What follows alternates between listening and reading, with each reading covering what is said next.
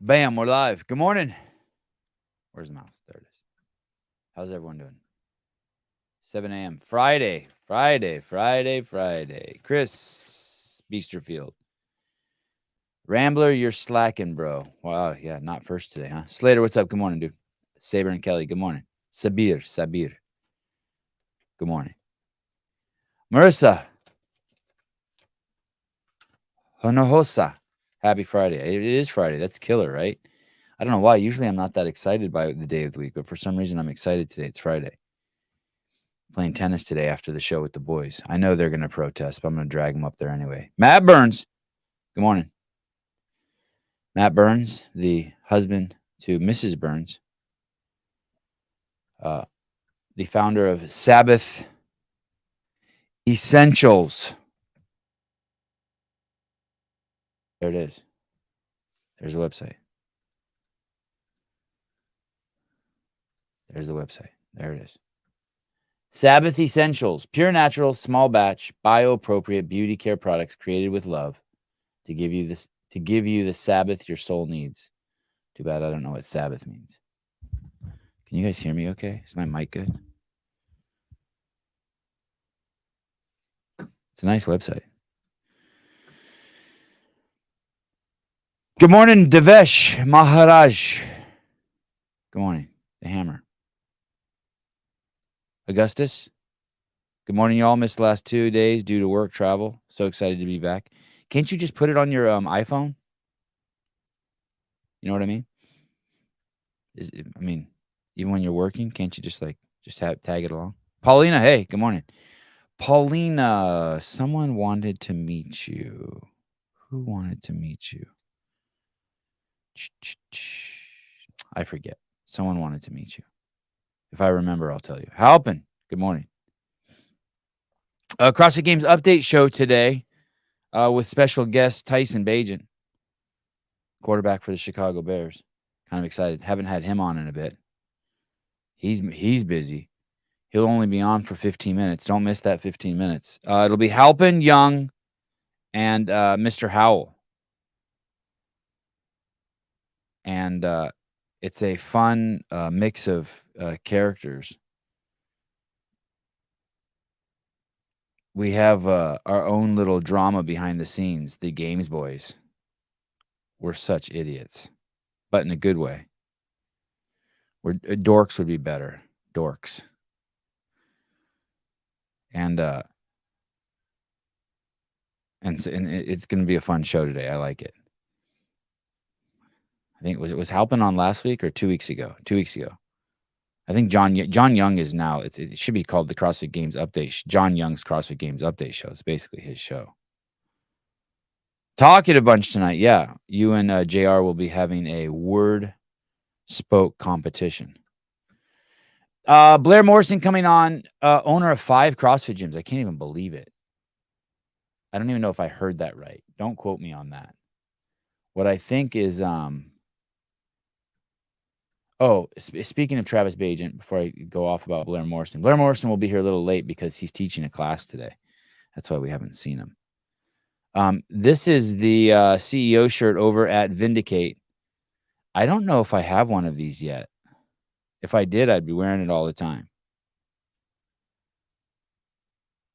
But I think those are the Chicago Bears colors, right? That's cool. A new CEO colorway, he says.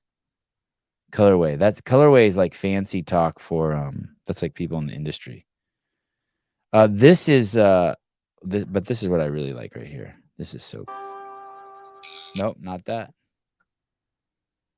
You sent me that. What am I supposed to do with that? Colton Mertens. What is that? I have that. Colton Mertens. This is what I like. Right here. Ain't calling me baby. Why the sudden change? Say my name. You know one is. Look at that ding on my nose. The fuck is that?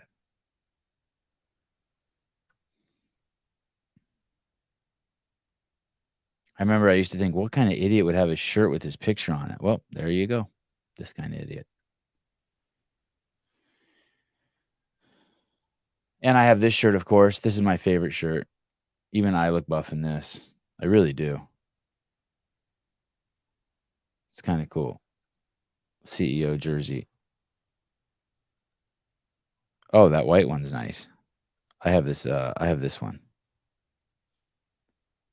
Vindicate.com. VNDK8. Clothes are fun. I used to think clothes were stupid when I was a kid. Now I like clothes. I'm a little more sophisticated. Mrs. Burns, it's my favorite shirt so far. Oh, that's cool.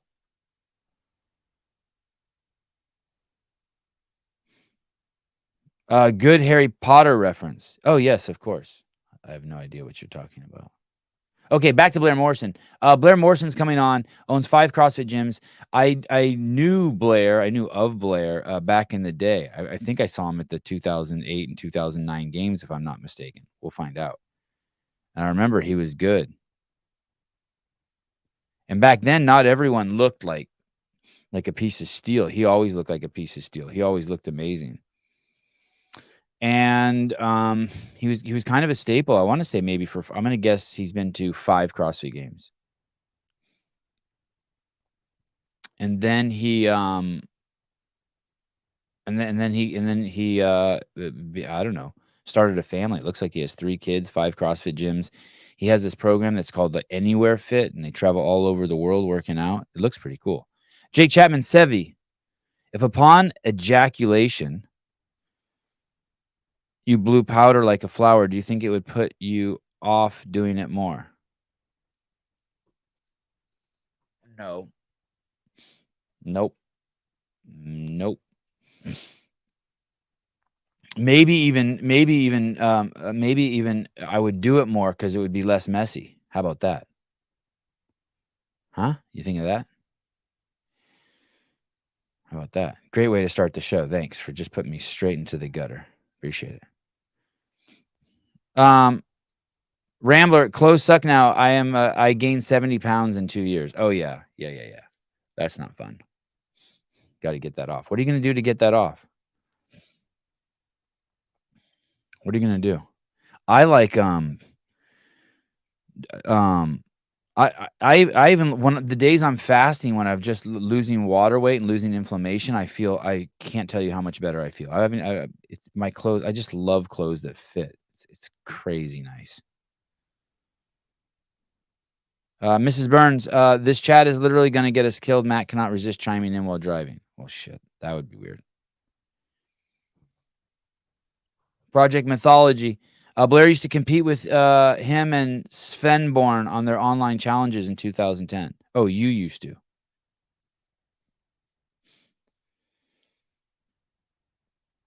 Justin Zazimbo. Oh, I saw Justin again. That was cool.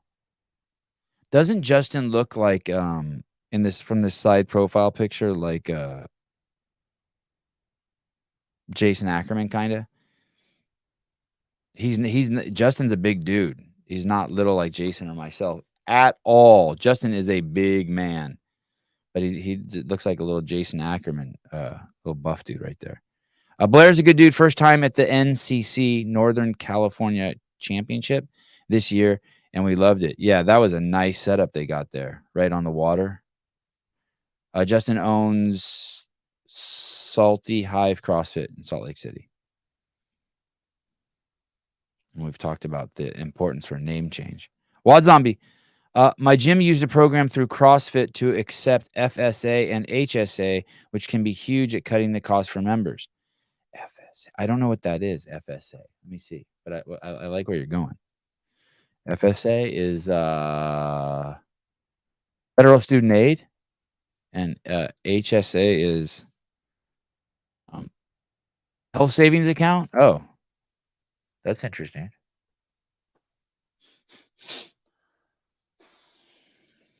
I have a runny nose this morning. Hey, Janelle, what's up? How are you? Good morning. Asymmetric ears. Dear Sevon, due to all the crazy shit that's going on, have you thought about making more of a push to really begin the migration to Rumble? YouTube is terrifying what they're doing. Tell me what that means to make the push towards Rumble. All of our content is on Rumble. We're streaming right now live on Rumble, to believe it or not. You want to see? And I'll show you. I'll pull it up. And then we We're streaming live on Twitter and Facebook. Just no one goes over there. That's the issue. Let me see if I can. Let me see if I can show you our Rumble account. I know it is kind of crazy. How about the UK Parliament asking Rumble and YouTube to pull down Russell Brand, even though there's no charges against him? That shit is fucking crazy. The Sevon podcast. The thing with oh look, like I just typed in the Sevon podcast. I'll show you guys, and it doesn't even say that I'm live over there. That's the problem over there. Their shit's just not together yet. Let's see, most recent it says 6 days ago, which isn't even true because we are live there right now.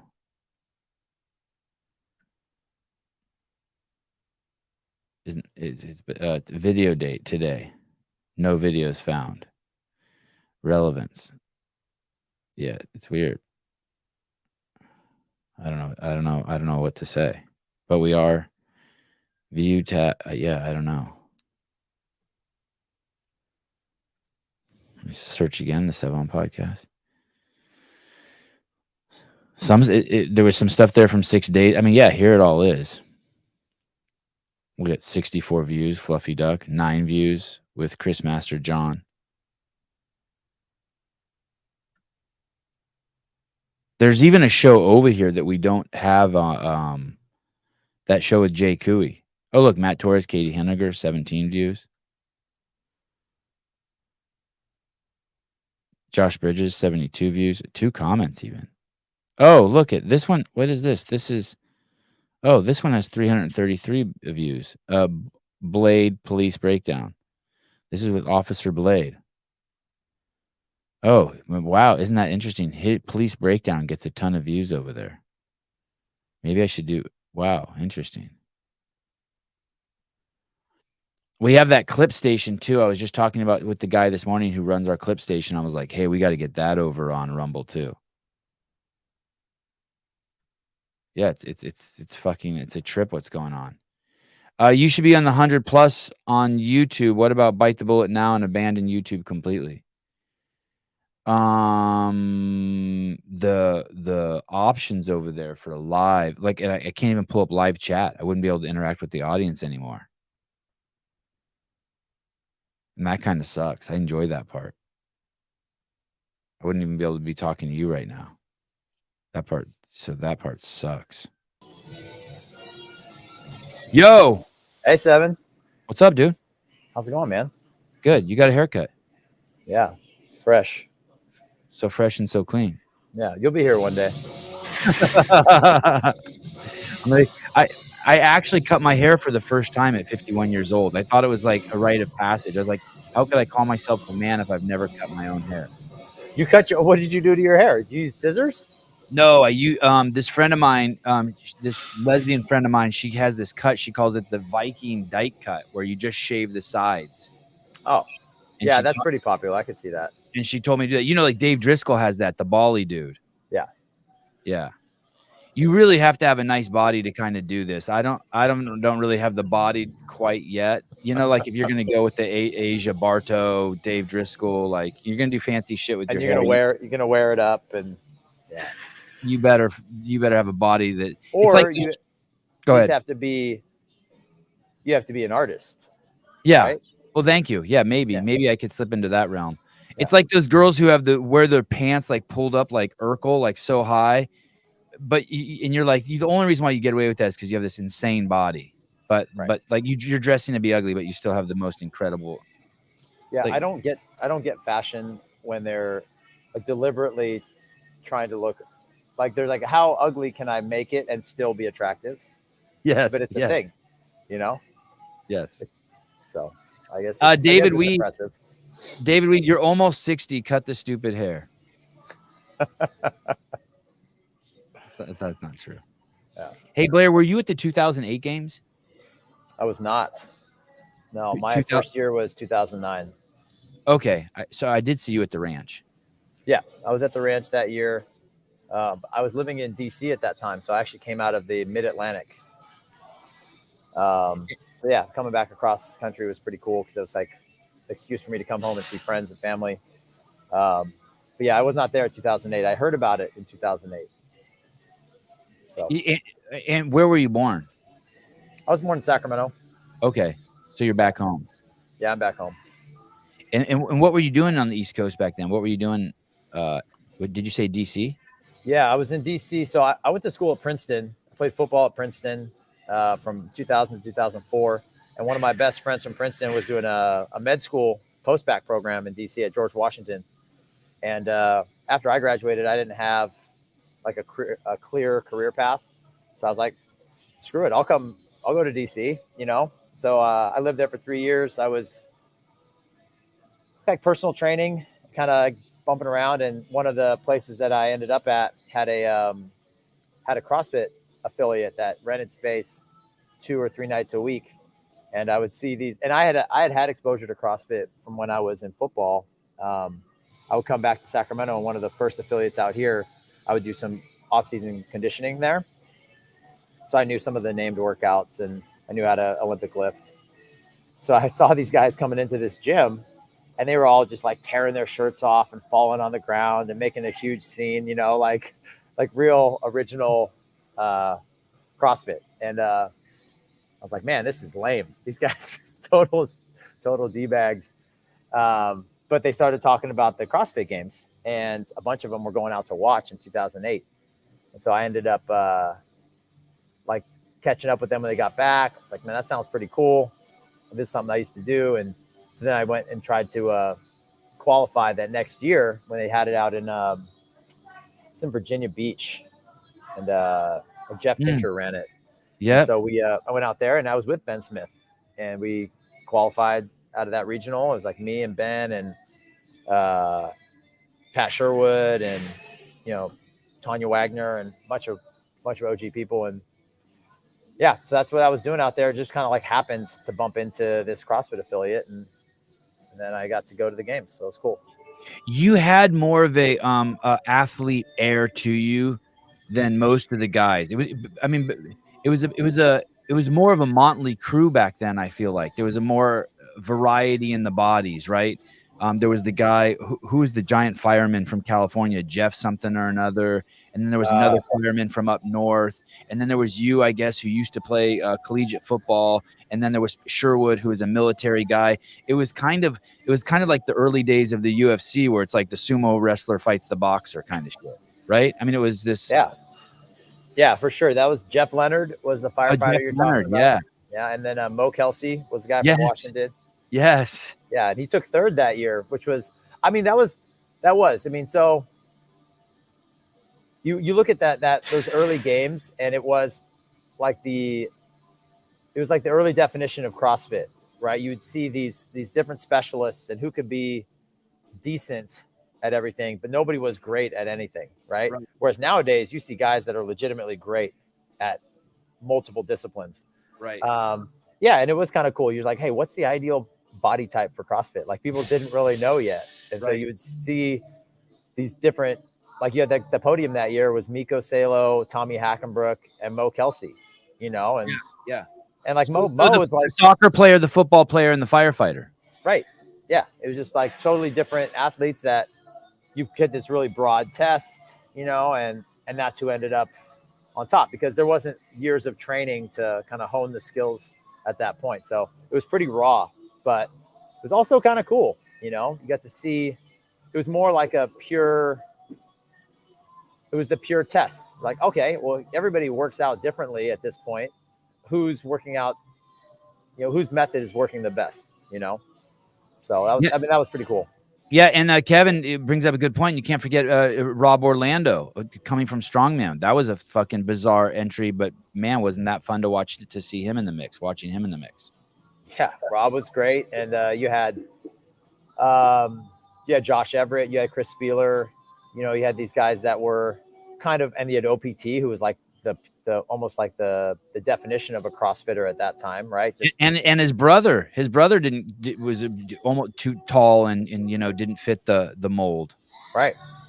Yeah. So you had all these different body types, all these different guys from, you know, different training backgrounds that were trying to just see how their training methodology measured up to each other. And I mean, that year, everybody was just blown away by Miko, like just Right. the insane ability for him to like win the run or come in second to Spieler by like a step in the run, that 7K run, which was grueling.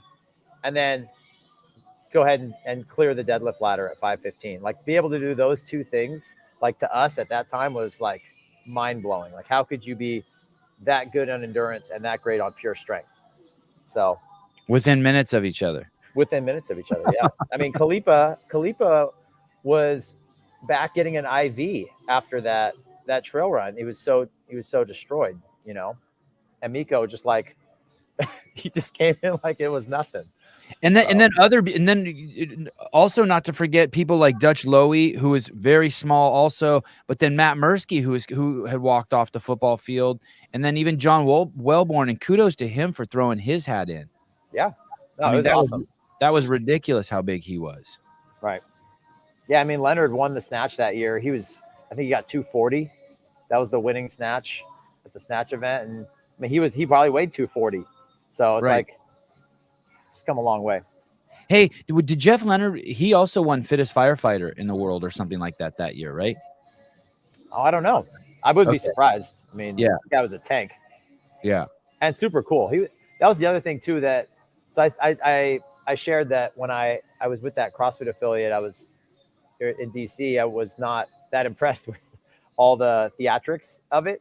But when I got to the games, that's when I was really sold on like the community of CrossFit, because all these people that we're talking about and the female athletes as well were like really intelligent and really thoughtful about how they competed, how they were training, and everybody had their own like ideology or opinion, but everybody was very, very cool. There were no villains, I feel like that's kind of been the story of CrossFit as a sport. It probably could use a couple more villains, to be honest, for the storytelling side, but most of the people in the sport are good people.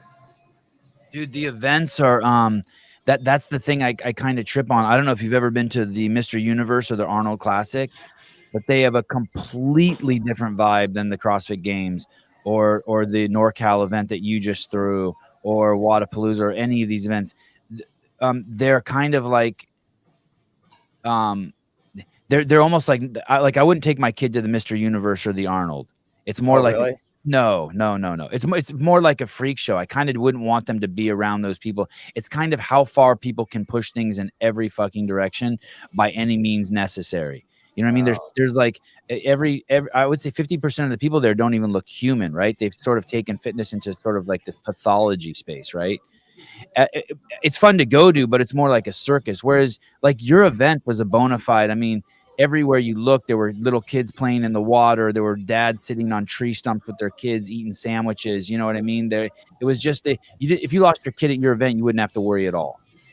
Right. But yeah. you know what I mean? And it's and your event didn't look like a retail outlet. You know what I mean? Whereas strictly the Mr. Universe and the Arnold, that's what they are. They're and I'm not saying that they're bad. They're just, they don't have that community piece. Like at the CrossFit Games, I can't imagine there ever being a fight. Right. You know what I mean? It's like you bump into someone and both people at the same time can't say sorry fast enough. Yeah. No, you're right. You're right. I mean, and some of that I think is just the discipline of everybody there is a CrossFitter, right? Like you don't get a lot of like random people walking into the CrossFit Games or to NorCal Classic or Wadapalooza or any of these places. Like they're all there because they do CrossFit and they relate to the athletes. And that gives them a little bit of humility probably with each other, or kindred, or maybe kinship with each other, where you're not really going to want to fight as much your brother. There's like not as much tribalism within CrossFit. And I mean, I'll be honest, I think as a spectator sport, it probably needs a little more of that. Like there's no Team Rich versus, whoever, Team right. Josh Bridges, or everybody's like, yeah, maybe I prefer one guy or the other, or I really rooting for Annie to have her come back after being a mother. Right. But nobody like hates anybody. Right. The closest thing to someone being hated was probably Neil Maddox. Right. Right. I mean, He was, and everyone still loved Neil, and everyone still loved Neil. He's not a bad guy, but like that was the closest thing that I remember to anybody, like people rooting against somebody. And I mean, and that went away. So I don't know. I mean, we got a little fun thing going between Roman and Adler.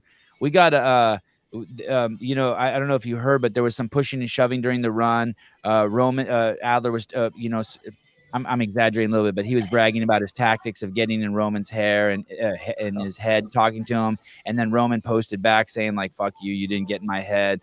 And then you know, and so they got a little back and forth going. And then even Roman said, he goes, you know, I thought me and Adler were friends, unlike basically me and Medeiros. You know, me and him haven't said a word to each other in 2 years. And so maybe there's a little bit of, you know, hopefully there'll be a little bit of tension and posturing. And this rogue thing is kind of fun too, because you got Laura who won the games, right? Right. And now you got Miss new mama Tia coming out of, you know, retirement. But you're right. It's not like look over and hey, fuck you, I hope you choke. I mean, if we could capture that, some audio of that would be fucking amazing. Right. Yeah. No, that's cool. I didn't know all that about Roman and Adler. That's some good drama that could build into something. I mean, it's allowing the fans to pick a side, right? It's allowing them to be like, hey, Adler talked too much shit, or Roman quit being a pussy, and it's good. It's allowing people to pick sides. I guess you had a little bit of that with Ricky too, coming back from his suspension. You know, some people were against him because he got popped, and some people were for him because it's like a redemption story. You know, that's what I like. Yeah. Ricky's such a good dude. I don't know him at all. Yeah, I've never. Yeah, hard to. Yeah, he's a horrible villain. He's too nice. He's so laid back. Yeah, he's a shitty villain. Hey, when I saw you at the NorCal NorCal Classic, right? Right. I keep wanting to call it NorCal Championships. NorCal Classic. How many years have you been doing that? So we started that event in 2019, right when Greg went away from the regionals. Yeah.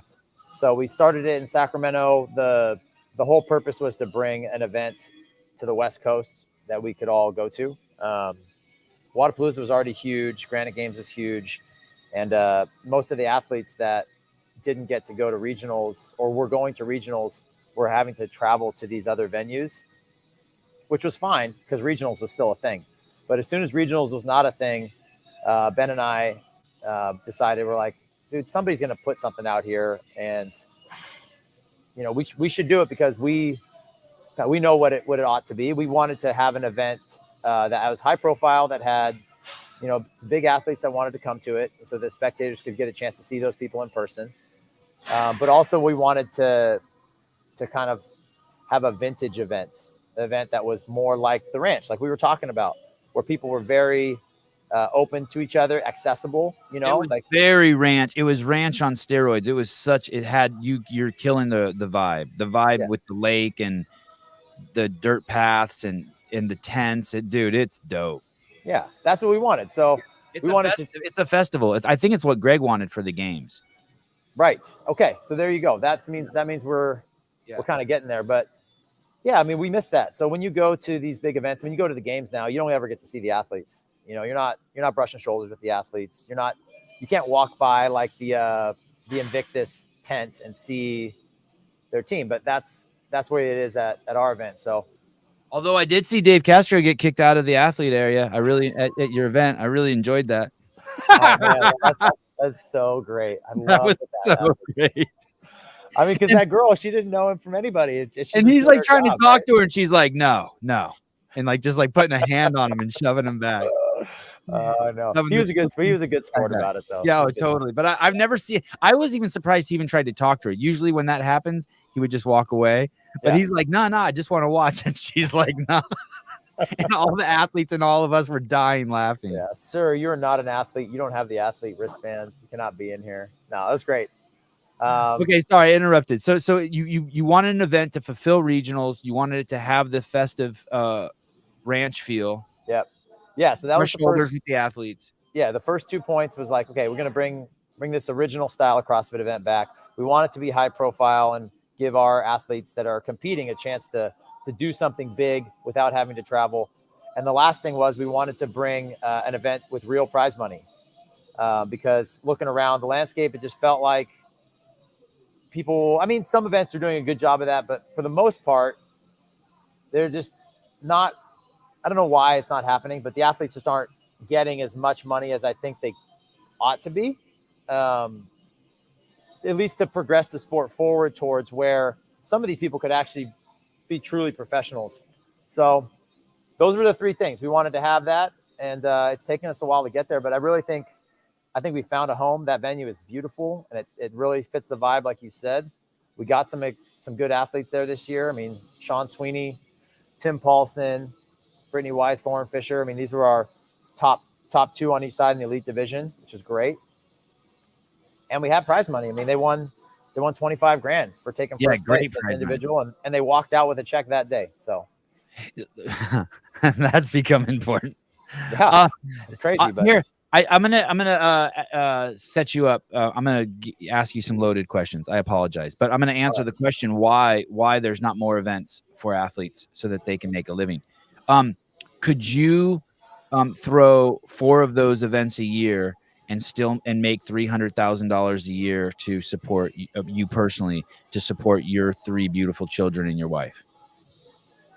Could I do 4 of those a year and make that my only job? Yeah. And make $300,000 a year. Not in year 1, but by year 5. Oh, okay.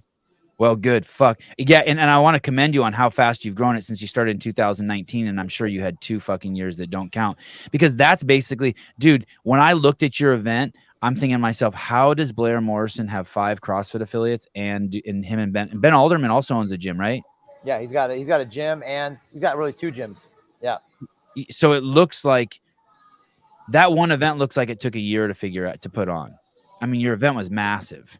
Yeah. And all the equipment there and all the shit, and probably having to deal with all the red tape to get it by that lake. I mean, so my thought is that there's just, so you're saying that someone could do it. Someone could do it. There is a business model out there for someone to run those events. Yeah, I mean, I think it's going to be better if people run one event rather than multiple events, because obviously you're going to dilute your attention and the amount of creativity that you can put into it. And there, at some level, you can't recreate those things that way. I mean, Loud and Live is trying to do it. They own a couple different, event properties, and they do a great job bringing in all of the attention and the athletes. But I think there's a way to do it it's kind of like the PGA Tour, right? The PGA, as a governing body, puts on like a couple events a year. That's like CrossFit. CrossFit puts on the CrossFit Games. But all these other events that generate money for the athletes are independent entities that are running their own individual businesses with the permission of the PGA Tour. And I think that's the most efficient way to do it. But where I think some event organizers go wrong is they count on sponsorship dollars, and they count on spectator dollars to fund the prize purse, when none of that money is guaranteed. So where would they get the money from? They need to build their budget off of the registration of the athletes. Okay. So and this is tough because when you're starting off an event, you don't know how much traction you're going to get. Right. Right. So don't go out there and promise $5,000 first place prize on a first year event if you don't know how many athletes you're going to get. Yeah. Because then you're going to get to the end and you're going to be hoping and praying that you get some sponsors to come in and make up the shortfall. What you do is you wait to announce the prizes until you know how many athletes you're going to have registered. Right. And you base your costs and your budget and everything on that. And then any additional money you get from sponsors, spectators, parking, beer garden, merch, all of that's your profit, right? That's what you get. That's what you get to keep, or that's what you get to redistribute. That's what you get to bump up the prize purse on. Or guarantee the event next year. Exactly. Right. So if you made an extra $5,000 you didn't expect, now you have prize money to start the event with next year that's guaranteed. Right. So how do we have $112,000 in cash prizes for our event this year. That's what it was? Yeah. Wow. Yeah, we gave away $112,000 in cash the day that the athletes on Sunday. They all left with it. What dude won? Sean Sweeney. Oh, dude, he needed the money. That's what he said. Yeah. Wow. Yeah. So he won 25 that day. And which lady won? Brittany Weiss. Oh, wow. Oh, yeah. Okay. I saw that in Hiller's video too. Wow. Yeah. Good. So, and then she made $25,000 at the games. Yep. Oh, shit. Okay. Sorry. Go on. So the prize money. So the way you do that is, I mean, you have that money set aside and you don't touch it. Right. So you know that we knew that we were going to have, based on our qualifier, we had, 1,400 people in the qualifier. We had, whatever many 700 people register for the event. So we knew that we could afford to give away that money. And then the rest of the event, we just budgeted based on what was left over. And then any money that came in from sponsors and spectators, that was gravy, right? That was extra coverage.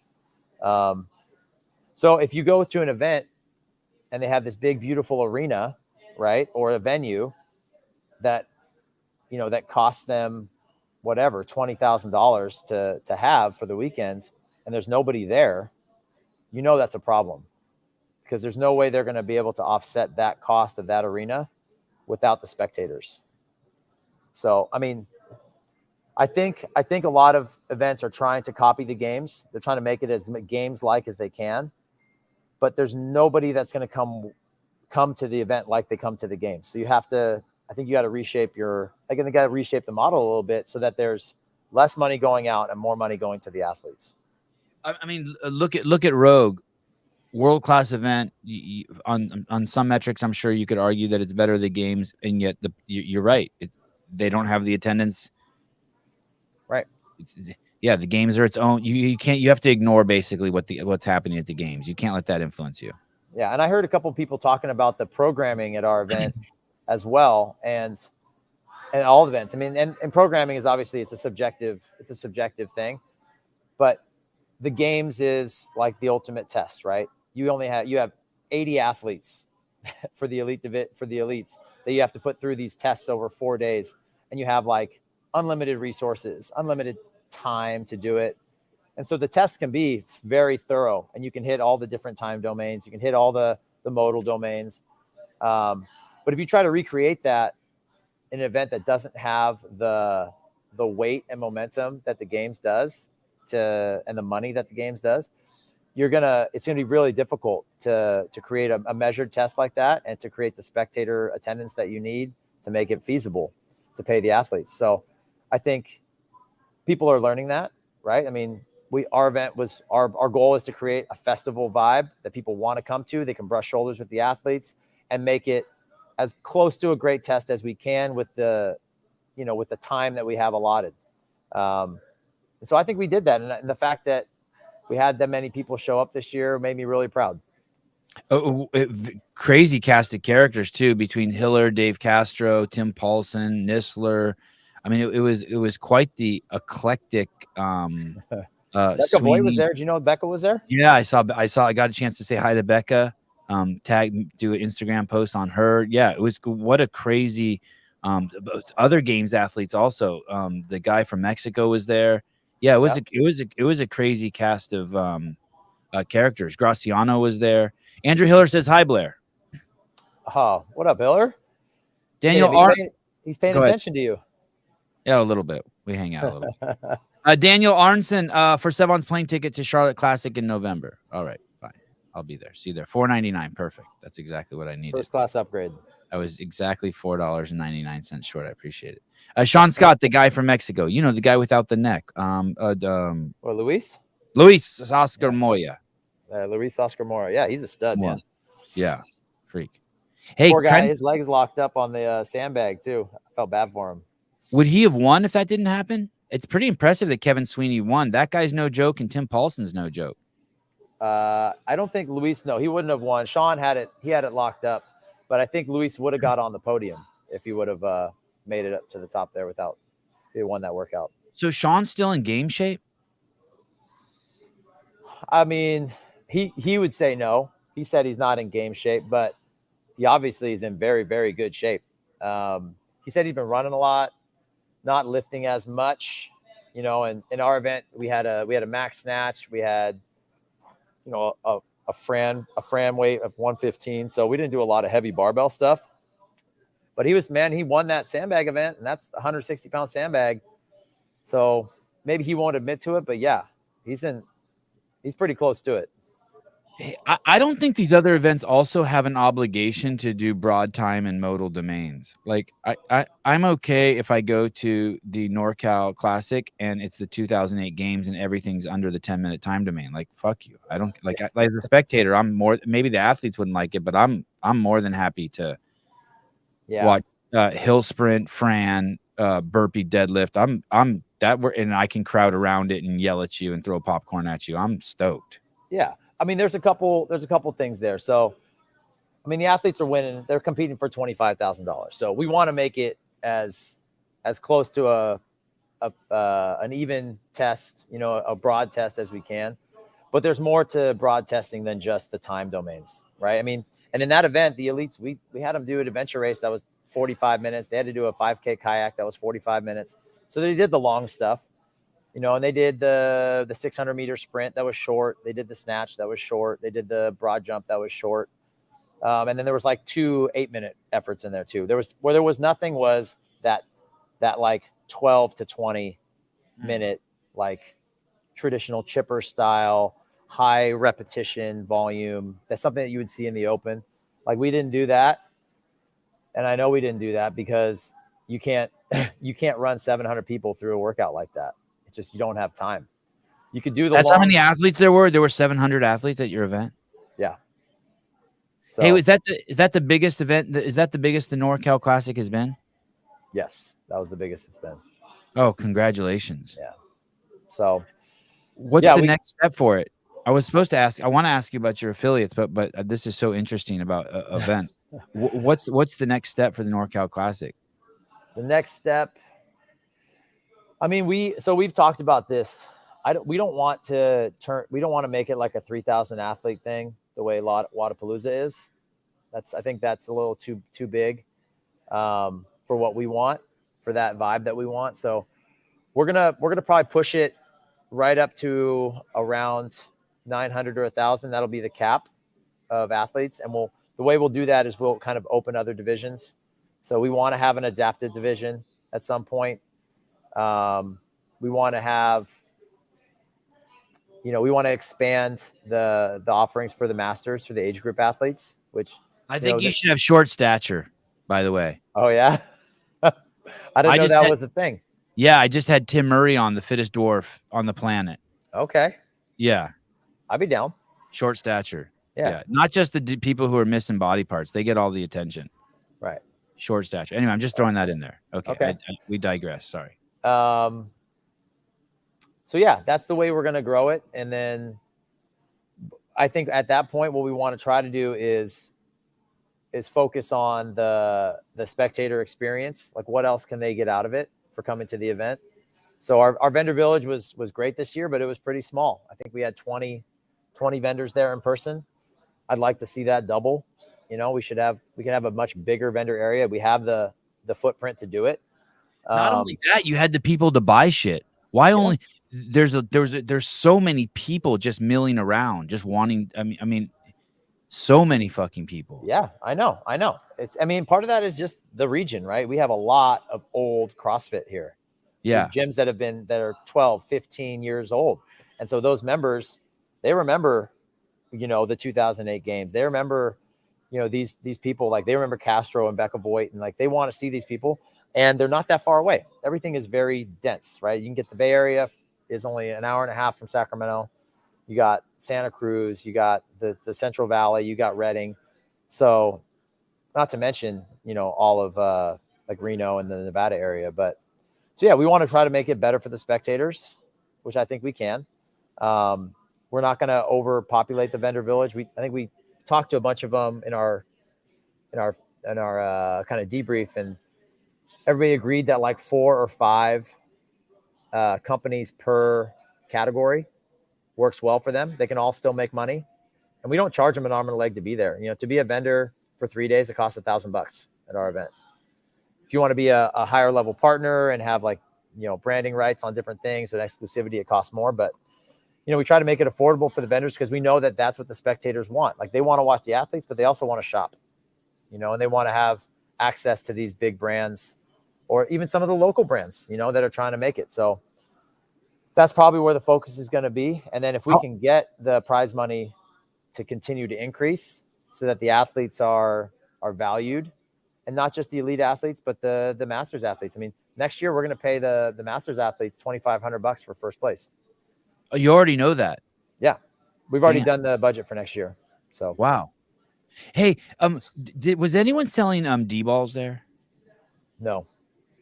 So at the 2008 CrossFit Games, 2009 CrossFit Games, prior to the games, I had started really getting into D-balls. Do you remember that the company's around? It's called D-ball by Mondo. Do you remember that company?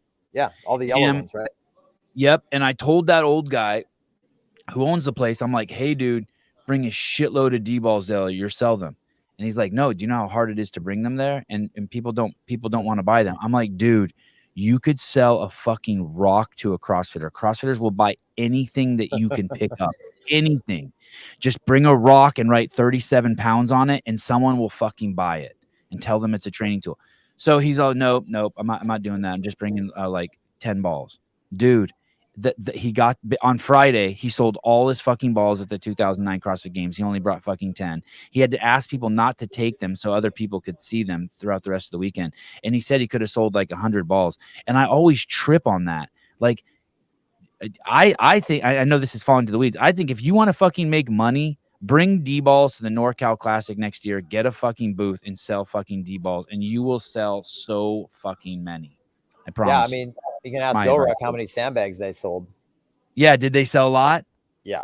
Yeah. And I'm telling you, D-ball's way yummier than no offense, GoRuck. Love GoRuck. Love Jimmy Letchford. Love GoRuck. But dude, a D-ball's so yummy. Bring the little ones for the kids, the 4-pound, the 5. It's crazy. Yeah. I have so many D-balls for my kids. We live on those things, throwing them, carrying them, everything. We do everything with them. Yeah, man, your point about CrossFitters buying anything is valid. Yeah. Everybody out there is like, they're inspired by what they're seeing, right? Yep. Or they're an athlete who's like just living their best life, being out there, and they want to shop, they want to buy stuff. So, I mean, we've gotten such great feedback from all the vendors because they make money. They're selling their products because all the people there are, I mean, they're, I don't know what you want to call them. They're more than warm leads. Obviously, they're low hanging fruit. Everybody there is like, they want to have something that's got the event logo on it, or they want to have something that's at a discount, right? All the equipment is like Haley was our equipment provider, and they're selling all their barbells. It's amazing equipment. And it's all at like 20% off because it's in person, right? So there's a benefit to being there because you have access to these cool community companies that are like there for the same reason you are. So they're going to work with you. I wonder how a IV drip company would do at an event like that. We had an IV drip company. Like, you know what I mean? Like you're selling them, you have like 20 beds and you're just giving people drips. My wife did one of those during COVID. She got sick when we were on vacation, and we paid someone. They came to the house, a nurse, and stuck a needle in her. And dude, it like brought her back to life. I don't know what was in there, meth or what, but it brought her back to life. IV meth. Yeah, I think you're onto something there, Seven. They came to 3,000, and what a super hot day in Sacramento, and someone selling bags of vitamin C that they can pump right into your blood. I don't know. I would think CrossFitters would eat that shit up. Yeah, we had one a couple years ago, and I think they did pretty well. The problem with them is the price point is super high, right? So I think it costs it's like $100 for a drip, or so. Sometimes people are walking around, they're not trying to spend that money, on something like that, but something they can't even take home. Right, exactly.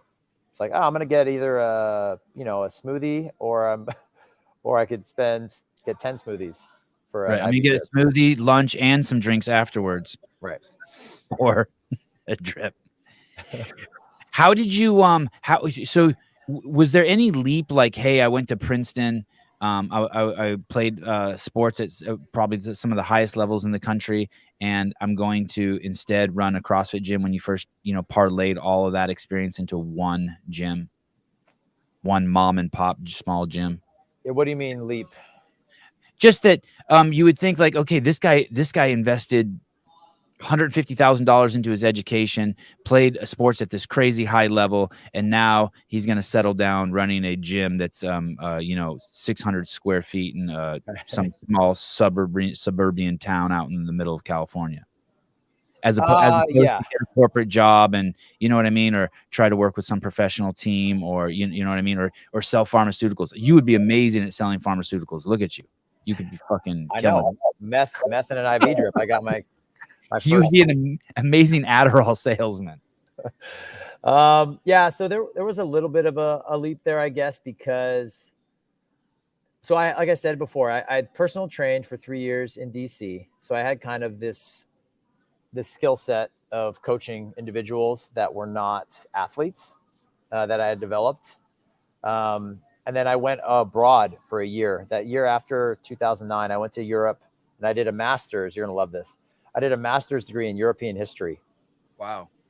So my thought at that moment was, I'm going to be a teacher. I'm going to be like Indiana Jones. That's really what I wanted to be. I wanted to dude, you would be an amazing Indiana Jones. I wanted to be a professor, but then travel. And then like, I thought that I could do like personal training, on the side as like, additional income. Here's the greatest compliment ever. Sorry, Blair. Blair Morrison could sell Ozempic to an anorexic. Yeah, I'm telling you, look at him. You know what Ozempic is? That's the diet. Caved Astro. What a great name. Okay, go on. Indiana Jones. So yeah, that's what I thought at that time. And I got over there and I was in this awesome, master's program where I got to travel around. And I wrote this blog called Anywhere Fit, which is what I named my gym, where I was working out kind of on the outskirts without a gym, hanging ropes and climbing stuff and just making it work, right? Training for the games in 2010 with nothing. I remember that. I remember the Anywhere Fit when you were starting that. Yeah. Yeah. So it was awesome. It was the best year of my life. Like, had so much fun. I loved the freedom. I loved the learning. But what I discovered was that professors' lives kind of suck. They don't actually get to teach very much. They research all the time and they have to publish. And so during that year is when I started to consider doing something different. Sorry about that. That's okay. That's when I started to consider opening a gym, because I knew that I loved this thing, this fitness thing. I loved the games. I loved the people I met at the games. And I had this experience working out without a gym that I thought maybe I could bring a little bit to other people. So the leap was, obviously financially, it doesn't look as good as selling Ozempic to anorexics or, yeah. But the flip side was, I could just be, I didn't have to create a professional identity. I could just be who I was and do this thing. And I had the games as a little bit of momentum. My name in the sport was good at that time. And so I thought that was a good enough reason to start the business. So I did. I moved home after that year, after the games in 2010, and I picked the location based on proximity to the lake. So we're right next to Folsom Lake, our first location. And we would do trail runs to the lake. We would carry rocks. We would do all sorts of outdoorsy stuff.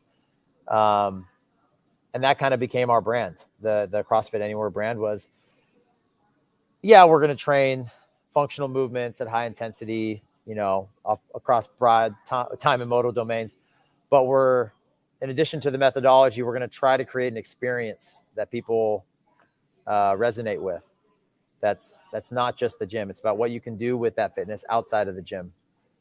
And so that was the idea. That was the brand identity, and that was the leap. And luckily, I started early enough in 2011 that there wasn't a saturation of the market yet, and we were able to get our foot in and build from there. And that was your first gym, 2011. 2011, that's right. And you every year you still do something, right? Where you take a group of people to some far off land, like to Iceland or to Europe or something, and you guys, and that's also part of Anywhere Fit, right? I see that. Like, I think your next trip is to Bali.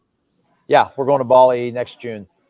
So yeah, those trips are a big piece of, I mean, keeping me really happy because, like I said before, that year that I got to travel and train was my favorite year. I love that. Everything about that experience was so like fulfilling, and so I wanted to be able to keep doing that.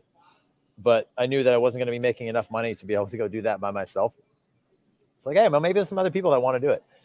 So I did the first trip in 2011. It was like the same year we opened the gym, and I did it with my buddy Sven. You might remember Iceland Sven from Oh yeah, 2009. yeah. So we met that year. Are you still friends with him? Yeah, he's like one of my best friends. Wow, that was the guy that came with Annie. Yeah, and yeah, so we met that year. Cool shit. Yeah, I like that guy. He's super cool guy.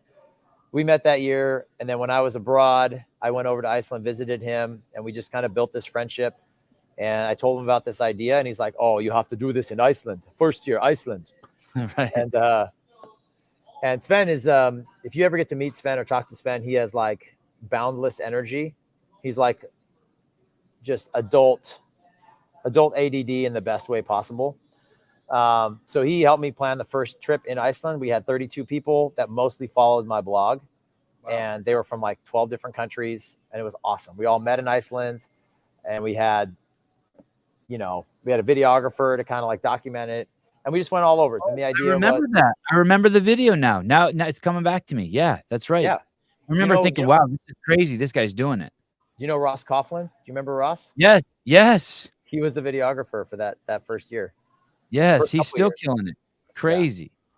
So yeah, we've been doing that ever since. Me and Sven, we plan a trip, usually one, sometimes two per year, and we just put it out on social media for whoever wants to go. And then it's 10 days of workouts. We usually visit a couple gyms along the way, but for the most part, it is outdoors. We swim, we run, we hike, we carry each other up volcanoes, and whatever is like looks cool and awesome and would be a great memory. That's what we try to do. And the idea is that you'll remember that trip and that place more because you did a workout there than if you just took a picture there. Right. And have you ever done Bali before? No, never been to Bali. Wow, this is crazy. Are you friends with Dave Driscoll? That's where his gym is, right? Yeah, I'm not friends with Dave. I'm going to try to connect with him so we can go see, because Wanderlust is obviously on everybody's bucket list when they go to Bali. So yeah, hopefully we can make that happen. I know Lauren Fisher just went there, or she's there right now. So he's definitely open to the idea of having people come in and, see it and share it. But no, we've never been to Bali. We've been to Thailand. We've been to Peru. We did Machu Picchu one year. We've been to Iceland multiple times. Italy, Sardinia, been all over. How did Machu Picchu go? Did anyone get sick? Everyone I know who goes there in big groups, at least one or two people fucking have a blowout. You mean like altitude sickness? No, just like they ate something wrong. Oh, no, it was mostly the altitude. So we got off the plane in Cusco, and it's like 13,000 feet, and everybody's got a headache right away. Wow. It's way up there. Does it go away? Yeah, it was way. And Machu Picchu is actually lower than that. So Machu Picchu is only like 7,500, I think. So when you go down there, you feel fine. That's a hard ass country, man. People that live there are so tough. Everything is a mountain and a hill. Like, I have so much respect for people that just like, they like carry their groceries 2 miles, and it's like the hardest 2 miles you've ever done. Straight up flight of stairs. I mean, stairs and like hills, and like you said, the altitude is crazy, and these people are doing it like practically barefoot. It's unbelievable. Olivia, CrossFit Anywhere has a great location in Folsom. I used to live in Folsom. Yeah, that's the one. That's the original one. So we're right by the lake there on the bike path. And dude, in the summertime, we do lake swims once a week. Clock, when I first went up to the Sac area, I thought Folsom would be low rent. It's the home of Folsom Prison, after all. It's the opposite. Such a nice area. Yeah, it's true. Folsom is really nice. Susie Tell, Blair, would love to see you at our gym, CrossFit Avalanche in North Lake Tahoe. Oh, Susie, guess what? I'm going to be there today. We're coming to 4:00 class. Serious? Yeah. So we're doing, I'm taking our coaching staff up to Tahoe this weekend for a coach's retreat to kind of do like some movement clinic and like just some bonding. And so we're going to go see Miles up at Avalanche today. So we'll be there today. Crazy. Small world. Yeah. Magnus Holmgren. I live on at 8,500 feet. He's in Mexico. I wonder where he's at. It's all about getting used to it. Yeah, I mean, I guess you can get used to anything. When I mean, I live down here, in Santa Cruz, and whenever I go to Tahoe, it's like that day you get there and you're carrying your luggage up, just like, like the 8 stairs in the lobby in the hotel. It's like you're fucking winded, and that's like at 4,500 feet. Yeah, that's true though. I mean, I feel like every time I go to Tahoe, I'm winded the first day. Yeah. But once I do a workout and get through that first workout, I don't feel winded anymore. Like it unclogs you or something? Yeah. Or like something happens in the blood. I know that they say it takes 2 weeks to fully acclimate somewhere. And that's why, people go train in the mountains.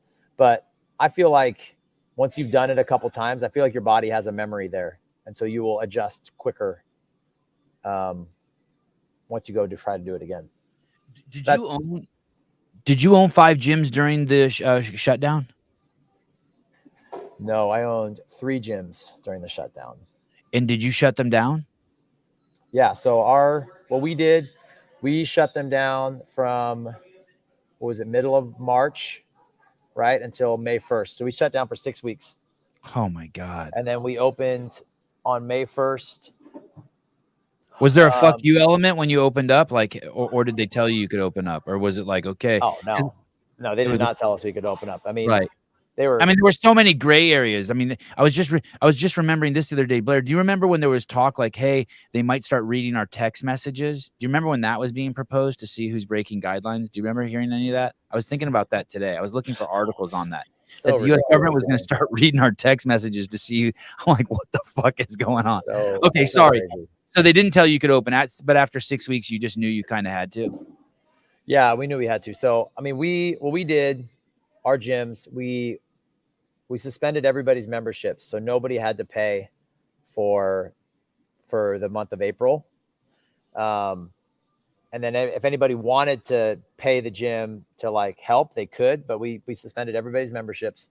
And then we restarted on May 1st for anybody who wanted to come back. And we started doing 30-minute classes with like, taped out squares on the ground, 5 people per class. And then by June 1st, it was up to 10 people per class. And by July 1st, there was no more tape on the ground. And my thought was gyms are a habit-based business. And if people are out of the habit of coming too long, even if they want to, and everybody has the best intentions of coming back, if you get them too far out of the habit, they're not coming back. They will replace that with some other habit that takes up their time and their money. So we lost 35% of our membership on that May 1st that were not ready to come back. And most of them never came back, just like we predicted. But because we got the clock started in May and we're able to kind of like nimble our way around everything without too much restrictions from the government, we were able to get back to our full membership by March 1st the next year. So a year, basically a year. It took us a year to get back to what we lost in that 6 weeks. Did anyone ever come to your gyms and try to shut you down like the authorities? Yes, we had a citizen at the Folsom gym. He was a cyclist and he would park in our parking lot to get on the bike trail. And he was calling the mayor of Folsom and he was like calling the city council and emailing them and saying that, we were whatever we were, the devil or something. And how many kids did you have at that time? You had 3 gyms and how many kids? I had 3 kids. You had 3. What? Yeah. How old's your youngest kid? Sutter, our son, youngest son is 5. Oh, okay. So you had all your kids before then. Yeah. He was like 1 during COVID. So I mean, that guy, whatever. What we did is I spent $5,000 and frosted all the windows so that he couldn't see inside. And that's all what was cool about that time was the police would come out to our location because they had to. And they were cool. They And were like, cool. hey, That makes me happy to hear that. yeah, they were like, we're not trying to ruin your business. We know you guys are trying to make people healthy, and that's a good thing when there's a pandemic. And like, people aren't standing next to each other for 45 minutes on a treadmill, breathing each other's air. I mean, CrossFit is inherently separate. You're going to be moving around to different spaces. So they were all cool about it. And as soon as we frosted the windows, they didn't bug us. So you know what's crazy too, though, is that I guess it's going to be like that no matter what with their humans. But I'm starting to realize more and more like how many people have power or make judgments in places that they shouldn't even be have that power or make those judgments. Like I went to get passports at the post office the other day for my kids, and the guy's explaining to me that he needs to make sure that my kids are. This is a guy who works at the post office. right. He needs to make sure one of the things they have to do is make sure that the kids are okay, because they don't issue passports to people unless their kids are okay. And he's like, so do you have good parents? And I'm like, what the fuck? What if my kid was like, no, my dad slapped me yesterday? Talk to my fucking kid. Dude, that's crazy. I know, dude. He's a post office / social worker. I Child Protective Services at the post office. Are your kids in school, Blair? Yeah. You get worried about them being in school? We sent him to a Waldorf school. It's a charter school. Okay. It's a public charter, so we got pretty lucky with that. It's free. It's funded by the state. Yeah, but they're cool. Wow, free Waldorf school. That is lucky. Good job. Yeah. So yeah, that's been great. I mean, and their philosophy is much more about teach them to be good people first before a lot of the academic stuff. But I mean, all my kids, there's also some misnomers about it. All my kids read, they do math, they know how to do all those things. Right. It's not like they're coming out like a bunch of idiots. But no, Waldorf's a great program. Waldorf's a great program. Anyone who thinks opposites, just they're nuts. Yeah, I just keep hearing more and more stories of like, yo, so-and-so said that kid did that. And then Child Protective Services at the house, and all of a sudden the state's putting their nose in your business. I'm like, what the fuck is going on? Maybe it's always been like that, and I've just become aware of it because I have 3 kids also. What are their ages again? What are your ages? Our kids are 8, 6, and 5. Oh, okay. So you're where I'm at. Yeah. I have 2 6s and an 8. Yeah. Yeah, it's fun, man. It's good ages. I'm having a blast. Yeah.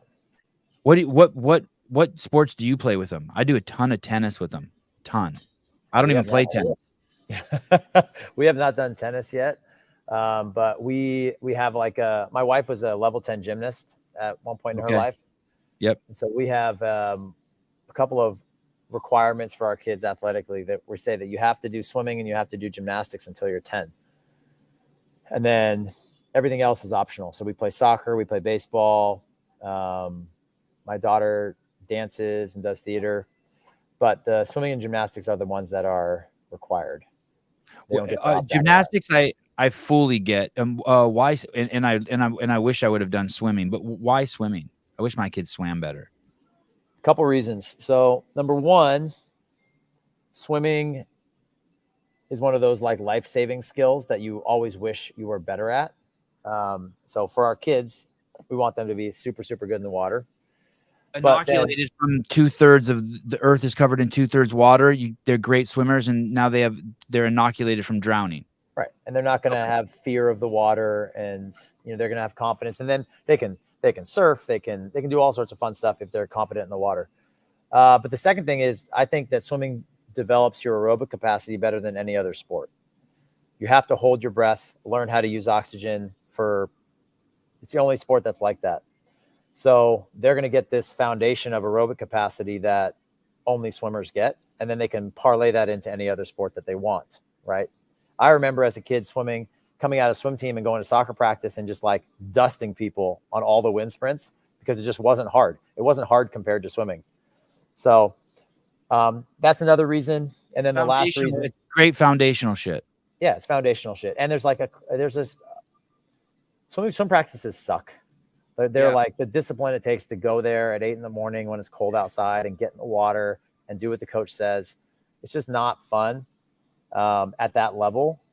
And then there's times when it's super fun. Like swim meets are like super fun time for the kids. They're not that fun for the parents, but they're really fun for the kids because they're just hanging out, playing cards with their friends in sleeping bags. And they go up and they do like a 20-second race and they're back. So it's like this good balance between you put in this disciplined effort for this reward. And they're just not, they don't get that a lot. I mean, most practices, like I go to soccer practice and they're just playing, it's fun. Baseball practice is fun. Swimming practice is hard. So it's cool to have them experience that and then get the payoff of game day the way it's going to be later on. So that's the reason. I love it. I think maybe you've influenced me. Front tail. Tell me you're gay without telling me you're gay. I play tennis. Fine, I'm gay. I know. Tennis is awesome. We haven't done tennis yet because that's a hard thing to teach a kid. Dude, my kids don't go to school, so all my kids do is skateboard, fight, and tennis all day, every day. So it's like basically 7 days a week. They're just martial artists. They play tennis and they skateboard, and it's just this constant fucking grind. But I think because we live right by the ocean, I probably should do something where I'm like, hey guys, for 6 months, we're giving up 1 day of tennis, 1 day of jiu-jitsu and striking, and 1 day of skateboarding, and we're just going to swim. So we're going to do 3 days of swimming for the next, and probably change their world. Like, as you were saying that, I'm like, okay, I need to do that. Yeah. Even just a 6 months crash course where I take them to swim every single day for 6 months. Yeah. You'd be surprised if you go to like a good team or a club or whatever. Yeah. You'll be surprised how fast they learn. Yeah. Okay. Yeah. Yeah. And they're not going to be good swimmers, and they're not made for swimming. They're It's all right. I'm slightly taller than what's a legal dwarf. I mean, it's not, but yeah, it's totally okay. I agree. You never know. Maybe they can just swim underwater. Well, but this is what my kids could be world-class surfers. I could have the next Kelly Slater, but I'll never know it if they're too afraid to be in the ocean. Right. That's it. Yeah. And I don't want to hear anyone say they're not the next Kelly Slater. Fuck off. Kelly Slater didn't know he was the next Kelly Slater. Right. You're not supposed to have more than one gym, and you have 5. Tell me this, how you went from 1 to 2 to 3 to 4 to 5. Why are you being so naughty? Why are you hoarding all the gyms in your area? So, okay, that's a good question. So I started with our first gym in 2011, and I opened a second gym that eventually closed like a year later. And then I opened a third gym, which is did that scar you? Something bad that scarred you? You're like, oh, that was stupid. I bit off more than I could chew. Yeah, it actually is surprisingly easier than I think most people allow themselves to think. Okay. Like you fail at something, you learn from it. And that, so long as you didn't like overinvest a ton of money that, like breaks your family, you move on. You just move on to the next thing, and that's okay. But I learned from that. I learned it was like not the right location. Like the area was affluent, like Folsom is, but it didn't have enough population to support, multiple CrossFit gyms. And there was multiple CrossFit gyms. So that was a failed experiment. We opened our second one, or our third one, but it became our second one in 2013. And then that was the last time I opened a new gym, 2013. Because at that time, Sacramento was full. I mean, we had 50 affiliates. Wow. 50. Yeah. Okay. So we had a lot of affiliates, and like the market wasn't supporting the ones that we had, let alone new ones. And that's kind of what I try to advise people that want to open a CrossFit gym now is if you're in a place that already has CrossFit and it's established and the market is kind of dictating what the demand is, listen to that. Don't just think that you're going to do it better and you're going to flip things on its head. It's just not the way it works.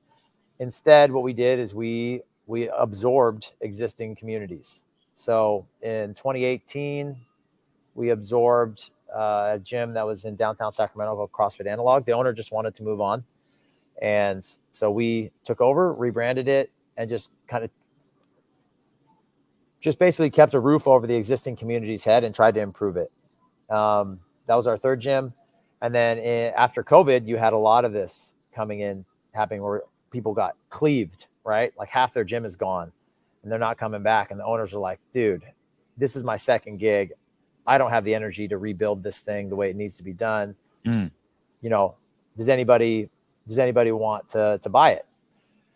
So that's what we did in 2021. We took over CrossFit Centurion, which is in Rancho Cordova, and that's Ian and Allison ran that gym for 14 years. One of the first affiliates in our area. Who were they? Ian and Allison Okay. Carver. Okay. And they're great coaches. Sacramento Sheriff. And so we kind of came in, absorbed the community into our broader community, and just continued it, right? Just kind of built on what they had, and that gym's doing great. It's thriving. It's amazing. And then the fifth one was a similar situation, not really a COVID issue, but like the owner is CrossFit Echelon out in the Lincoln area, and Adam wants to move. He wanted to move to Montana. He wanted to take his family out of California, move to Montana. He had an opportunity. Can't blame him for that. Yeah. So he reached out. I was like, yeah, dude, we'll take it. And what year was that? That was this year. That was in March. Dude, you are a busy man. Is your wife full-time working on the gyms too? No. She has a job, a job? No, she has a job, but it's her. She personal trains and does nutrition. So she has like, I don't know, probably 10 or 15 clients that she does, whenever she wants at the gyms or at home. So but you do the gyms. I do the gyms. Yeah. Oh my goodness. And do you own a home also? Yeah. Holy shit, dude. You are a busy man. Yeah, we're busy, but I mean, it works. I mean, I coach, obviously. I mean, 5 gyms is a lot. It's a lot. Yeah. I think this is probably the way I do it now. There's no way I could do any more because I open one of the gyms every day of the week. So I think 5 gyms, 5 days. I'm the first coach there at one of the gyms each of the 5 days. But in general, how old are you, Blair? How old do you think I am? 38. 41. Oh, okay. Yeah. You don't look 38, but I just knew that you had to be older just because you've been around so long. Do people sometimes confuse you with Kelly Slater? No, that's a very nice compliment. It's a handsome man, Kelly Slater. He's got bluer eyes than me, I think. I mean, you look better than him. I mean, he looks good, but I think you look better than him. I wonder if he's older than you. Okay, sorry. So maxed out at 5. Sorry, I took us off course. Yeah. Maxed out at 5. You taught the class today. Yeah. So I feel like that's 5 days of the week, 5 gyms. I can have a presence, and that's kind of the way I like to do it. I coach about 20 hours a week between the 5 gyms. Crazy. Which, I mean, it's not a lot. That's totally manageable. I'm still at home. Like, it's not a lot of hours, but it's giving a lot. I mean, you're giving of yourself for 20 hours. That's a lot. Yeah. And then there's other stuff, I mean, with kids, that's like so much time and giving. But I mean, one thing, I'll ask you this question. How do you know if you have a hard life or an easy life? One litmus test is when I wake up, I don't want to go to bed at night. And when I wake up, I'm so fucking, like I told my wife yesterday, I'm not a happy person. I'm a stimulated person. I'm so excited when I wake up. I can't wait. I'm like, fly out of bed. Right. That's great. Yeah. Yeah. So I think the way you know if you have a hard life or an easy life, or what determines whether you have a hard life or an easy life or a good life or a bad life, what determines that is what you tell yourself. And that's it. Because hard and easy, it's subjective. I look at the people that live in Peru and I'm like, oh my God, that life is rough. And I ask them and they're like, this is no big deal, right? It's all relative to what they think about their life or what I think about my life. So I have 5 gyms and I coach 20 hours. I could tell myself all day long that, oh my God, I'm grinding. This is hard. Like, I don't want to get up early. It's too much. And I'm going to believe that eventually. Right. I will believe that. Whatever I tell myself, I will believe it. Because otherwise, you're going to have like a psychotic episode where you're like a split person. So you're going to convince yourself of whatever you want it is to convince. So just I don't tell myself that it's that hard. I tell myself that I get more people to interact with, and I'm an extrovert. I love that. I get energy from people. So the fact that I have 5 gyms and I have to be up at 4:15 or 4:30 5 days a week, that's not a hardship. That's just, who else gets to do that? I don't know anybody that has 5 gyms. So No, I don't know. I don't know anyone either. This is a great question. Pool boy. Hey, Blair, do you sometimes show up at the wrong gym at 5 a.m. and go, oh, fuck, I was supposed to be here tomorrow, not today? Does that happen? No, I never get all the way to the wrong gym, but I do start driving to the wrong gym. Yeah. I have to quick flip around. So yeah, that happens. The tennis place and the skateboard place are in the same park that my kids go to, but it's a 1.5 mile drive all the way around through a couple different stoplights to get to tennis versus skateboarding. And so many fucking times I'm just on autopilot going to the wrong one. And the kids will be like, dude. And I'll be like, fuck. Yeah. And the kids know too. The kids know. I get that. Yeah. Brad Patty. Hey, I want to go back and talk about that story thing. Cause I need to ask you a favor. Patty, Blair single-handedly got me started doing CrossFit in 2007. I watched every video blog he posted on his Anywhere Fit blog for 2 years. Oh, that's cool. That's way cool. Thanks, Brad. Hey, did you even know I had a podcast before I invited you on? Yes. Oh, you did? Okay. Yeah. Did you know it was like this, like people talking and just all over the place and people chiming in and? Yeah. I mean, I haven't listened to it a ton. I don't listen to a lot of podcasts because I'm usually, I should actually, because I drive a fair amount getting to the gyms, but I have seen you. I'm trying to think of which episodes that I've seen. Did you know it was live? Did you know it was live? No. Oh, okay. Kind of cool, right? Yeah, I was gonna say I could see that you're. I'm starting to become in tune to guests who are like stimulated by the live and kind of like excited by it. And I just saw you kind of get excited by it, and I like that. I like surprising. Like, oh, this is fun. Yeah, better than I thought. Right, better than you thought. Your voice is richer than I thought. Oh, thank you. Okay, I have this friend. I don't think he listens to the show. And he's telling himself a story about his kids. And I need to tell him to change the story. I didn't realize that until you just explained it to me. How am I going to say that to him? Like all the stories I tell myself about my kids are like positive. Right. What a fucking stud. Look at that smile. I can't believe how nice his quads look. Oh my God, he has beautiful eyes. Oh, look at that stroke. Oh, he's so funny. Like I just got all my stories, like, oh my God, look at him sleeping. He looks like a little chipmunk. I mean, I'm just like, I can't wait till the podcast is over. I can't wait till fucking I get rid of Blair so I can go hang out with my kids. Okay, Sevi, push that one away. Yeah. How am I going to tell my friend he's got some negative stories about one of his kids? Like he's resenting him, or it's just not even a real story. They're just, I hear a lot of parents do this. They say, oh God, kids are so much trouble. Right. And it's like, dude, I cannot let that out of my mouth. And his story about one of his kids is so, at the time I'm just like, hey, I'm glad I'm there and you can talk to me about it.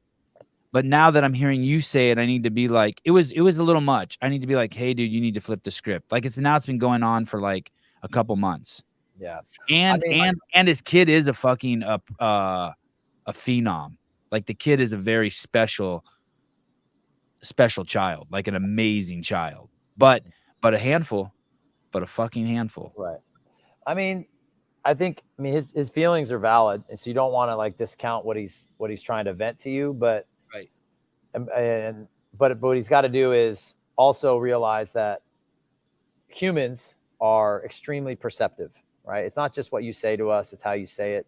And the kid's going to pick up on his energy and that's going to become the kid's reality. Because more than anything, what children do is they model their parents and they become the avatar that their parents see them as.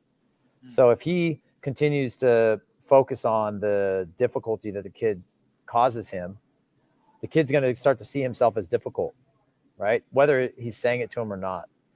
That's a hard thing to do because you have to first of all, be conscious of it, right? And second of all, be like intentional about you, like you said, changing the story or flipping the script. Because it's like training. You can train yourself to believe anything, like literally anything. And so he can, by telling himself, focusing on the fact that his kid's a phenom, or that the fact that his kid is difficult is actually a blessing, right? It's going to make this kid that much better at whatever he does because you supported him through these things. Like, it will get easier. It will get easier to believe that story as opposed to the cop out, which is my life's hard. Woe is me. Nobody has it hard like I do, which is such bullshit.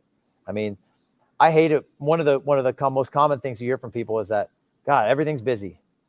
I'm like, yeah, no shit. Everybody's got the same 24 hours. Everybody fills them up. Everybody feels busy. That statement literally means nothing. Yeah. You know? Yeah. Everybody's busy. Yeah. Don't tell me you're busy. Yeah. Tell me your life's awesome. Yeah. I like to say it when my shit gets crazy. I'd be like, fuck, I have too many good choices. There you go. Like, life's like a buffet. Yeah. It's like, holy shit, I'm never going to be able to try everything here. I got some serious good problems. Or if you're going to say you're busy, say life's busy, but it's great. Like, I'm busy, but it's awesome. Like, you know, and it's great. I don't even like but. Yeah. And it's great. So maybe what I heard you say, let me see if I heard you correctly. Don't tell your friend, tell your wife to tell your friend. Is that what I said? I just think because he's gonna take it like I'm talking about him when I don't really care about him. I'm more worried. I'm not trying to hurt his ego. I'm trying to do what's best for his kid. Why don't you not talk about him? Just talk about his kid. Just like go Inception style, right? You just talk about how great his kid is. How great his kid is. I do talk about how great his kid is. Okay. Yeah. Okay. Yeah. And then he makes the connection that he needs to think about it that way. And I don't want him to convince me that his kid's anything other than great either. And Right. and he'll start doing that. If he keeps this up, I'm going to start thinking the same thing he thinks about his kid, and I don't want to think that. No, I agree. Because I know his kid's a crazy gifted human being. Yeah. I'm still gonna ask my wife to do it. That's all right. Instead of me. That's all right. She'll be way better at talking to him. She's a good communicator. She's just like she won't bring any ego to it. Right. Yeah. You know what I mean? And I probably will. Like, part of me will be like, here, let me tell you something. And if he sniffs that out on me, I'm fucked. No, that's true. I mean, being a parent is really hard. And everybody knows that it's hard, and it's easy to get defensive about it. So that's probably smart. Are all 5 of your gyms affiliated, Blair? Almost. So that's something that's actually been a nice change recently. So you remember back in the day, it was like one brick and mortar facility, one affiliate, right? Yep. You had one owner. You could only own one. You had to get your wife or your dad or, you know, your head coach to be the owner or the licensee of record. Yeah. And I've been fighting that forever because I didn't like, we had 3 gyms forever and one was affiliated and 2 weren't. You know, we had to scrub CrossFit from the website. You know, we couldn't have the word CrossFit anywhere on our website at all because not all of them were affiliated. Because, I mean, just to be honest, it didn't make sense to do it. You know, we're in the same market. Right. It's one gym with multiple locations. Like, having the additional name didn't benefit us. Right. It's like it's money you're throwing away. And at that time, you know, Greg's model was very laissez-faire. It was cream rises to the top. We're not gonna put any additional resources into PR or anything like that. So all you were getting was the name. Recently, though, with the changes that have been made, they've softened on that, and so now we are allowed to have the same licensee of record on multiple gyms, which is cool. Do you have to pay more? Like, for 2 gyms, you have to pay double, and 3 gyms triple? Yeah, you have to pay for every one of them. So why do that? Why not just have one affiliated? I'm betting on CrossFit right now. I think I like what I heard from Don Fall. And You met him? Did you go somewhere where he was? yeah, I went to our West Coast affiliate gathering. He was there. I met him again at the games this last year. And I believe him. I think he says he wants to grow CrossFit to 30 million participants. And I think that's what he wants. I've actually talked to the chief marketing officer about this because I have a couple ideas how we can do this locally. Who's that? Who's the chief marketing officer? Oh gosh, I was hoping you weren't going to ask me. I just met him one time over Zoom. Is it a boy or a girl? It's a man. Yeah. Is he new? Yes. Oh, okay. Yes. Okay, so sorry. So you met him. So what happened in your conversation with him? You liked what you saw? Yeah, I feel like they're going to start putting resources towards growing the brand so that having the name CrossFit will be beneficial. Whereas in the past, it's been hit or miss. Sometimes it's a benefit. You get the diehards, but then you're also scaring a lot of people away by calling it a CrossFit gym. So I think I'm betting on it. I think it's going to grow in the next 5 years. And so I think it's worth it to have each gym affiliate. And like, dude, like that's the thing is all these gyms that de-affiliate, people always think, oh my God, they're like turning their back on CrossFit. And like, that's not my experience. I feel like these owners that are doing this sometimes like with the stuff that sometimes it is that, but mostly they're just trying to save their business. You know what I mean? They're trying to save their business and they're thinking that, hey, that $3,000 I have to pay is not generating me $3,000 worth of clients. Okay. And if I can get more people in by simple math, no moral decision, no like fuck you, no like I love this, just like hey, what am I getting from it? Right. And most of them, everybody still does CrossFit. That's the thing. The methodology is so good, it's like almost undeniable. So they don't stop doing CrossFit as it's defined, like the movements that we know and the time domains that we know. They just are trying to find a way to get more people in their doors. So if they have to trick them into doing CrossFit, they'll trick them, because what's more important than loyalty to a brand name is feeding your family and keeping your business open. I mean, all that stuff that I know you've had, that might be the interview that I saw. You had a CrossFit book. What's her name? Chris Cooper. Oh, Emily. Yeah, you had Emily on here, and she's a sharp one, that's for sure. Super smart.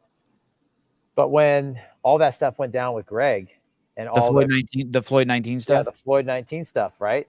Which is so cool that she's coming in here and like showing what he was actually trying to say. I love that. All the gyms that de-affiliated, I guarantee you that 90% of them didn't do it because they thought Greg was a racist. They did it because all their gym members would have quit if they didn't. Right. Well, I know that's true for a lot of the gym owners also who felt like they had to make a statement. Yeah. Because their members made them feel like they had to. Yeah. I mean, we posted on our affiliate screen, we posted a blacked out screen to show support for our Black members and everybody in the community that felt that what he said was wrong. We didn't de-affiliate, I mean, luckily the way the affiliation works is you have a year to like make that decision, and that, and we never did. But I don't fault the people that did that, because if they lost their business, that's a worse scenario. You know what I mean? It was so you're saying it was from the majority, you think it was a financial decision, crazy pressure. You got kids at home. You're just trying to figure out a way to keep the lights on and be able to keep shopping. But everybody was fighting just to keep the lights on anyways at that time. Remember? Right.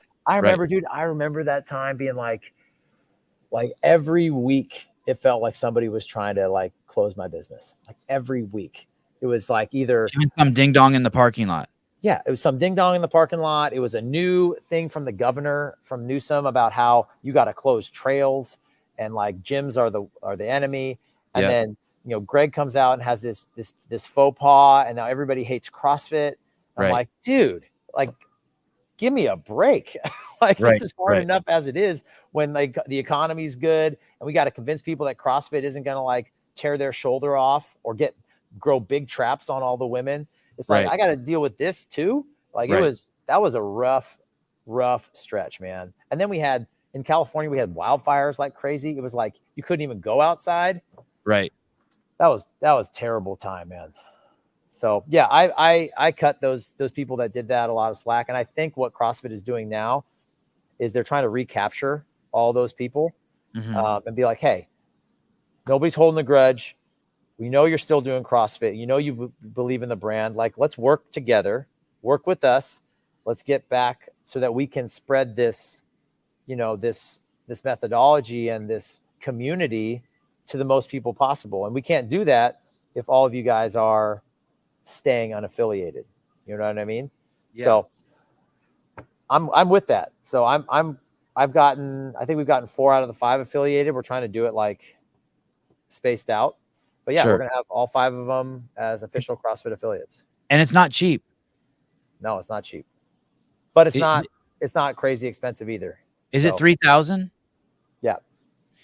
You went to the West Coast event in Portland? No, it was in Pleasanton. It was back in like February. Okay, and they've had another one since then that was up in right. Portland, right?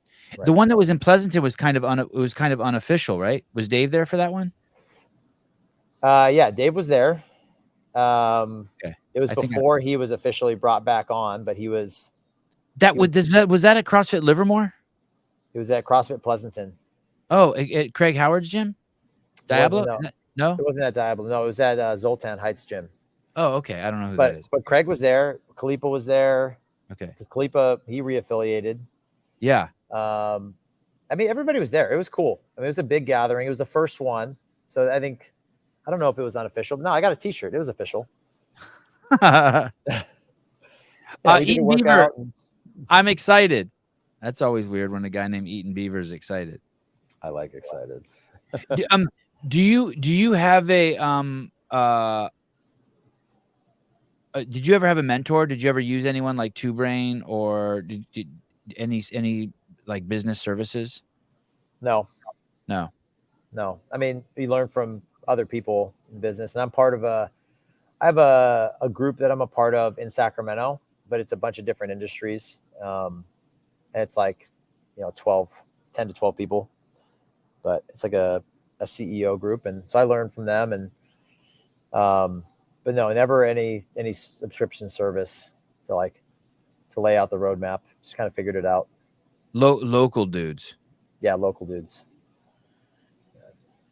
And this, do you have any other irons in the fire? 3 kids, an event that's growing every year, and then 5 gyms, the affiliates, and then also the travel, Anywhere Fit, once a year travel thing. Do you have any other irons in the fire? We're gonna do another event in Hawaii. We're gonna partner with Hele, the equipment company, and we're gonna try to bring an event like ours to Hawaii. So that'll be we're going to probably do that in February of this year. Yeah. It'll be smaller scale. It's not going to be like what you came to, but the goal is to grow it so that Hawaii has something like we have for their athletes to go to, and then hopefully bring in the higher profile athletes to. Why Hawaii? Why not go Reno or San Diego? Like Reno would be cheaper, significantly cheaper. Yeah, but Reno can come to Sacramento. Right. All right. Fair. All right. Yeah. Shit. Hawaii. That's Baltimore. And are you doing that with Alderman? Yeah. Ben too. Wow. Yeah. Are you guys partners on that? The NorCal Classic? Yep. You known him a long time? Yeah, we've known each other. Yeah, about 11, 12 years. He's one of my best friends as well. So I partner with him for this, and we partner with Sven for the other thing. And, it's almost like they're businesses, and we run them like businesses. They're their own entities that we pay taxes on and everything. But I wouldn't want to do it by myself. I really like the opportunity to share that with people that I love and care about. So that makes it better. Nothing in my life ever changed. When I used to go to school, I only went to school for my friends. So I loved going to school to see my friends. And when I worked at CrossFit, nothing ever changed there either. I really liked going to work because my friends were there. I just liked going to work to hang out with my friends. And so that's kind of what you've done. But you're Yeah. You're working with your friends. You want to go and like and see your friends. Which island, Blair? It's going to be on Oahu.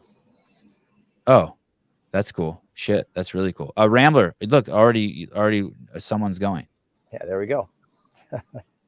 Yeah, I heard it here first on Siobhan's podcast.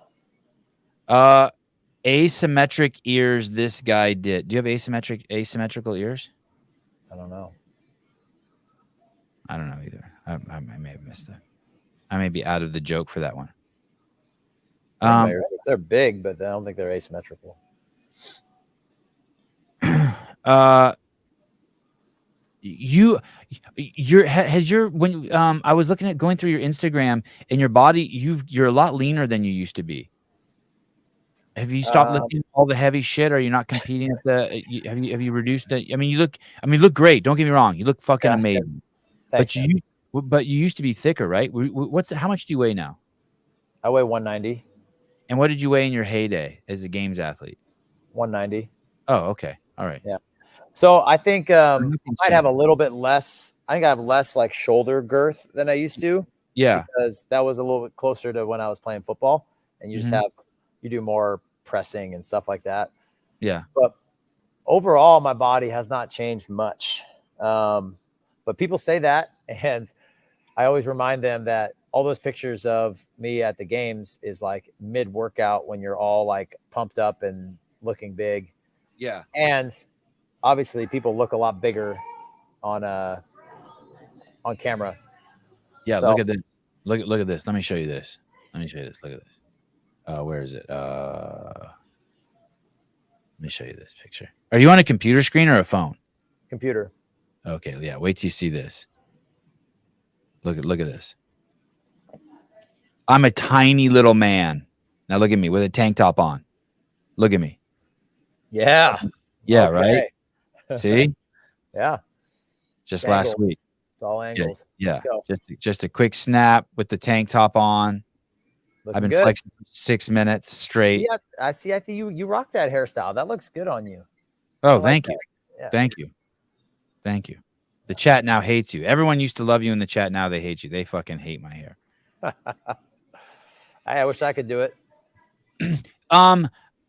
Any advice to anyone who's going to dip their toe and open an affiliate now? I'm 21 years old. I fucking love CrossFit. I've been doing it for 3 years. I had games aspirations. Now I'm kind of like thinking I want to open a gym. I have my L1. I've watched every video. Mm-hmm. I don't have a family. Like an idiot, I got a dog. Yeah. So my advice would be, like I said before, like look at the market as it stands already.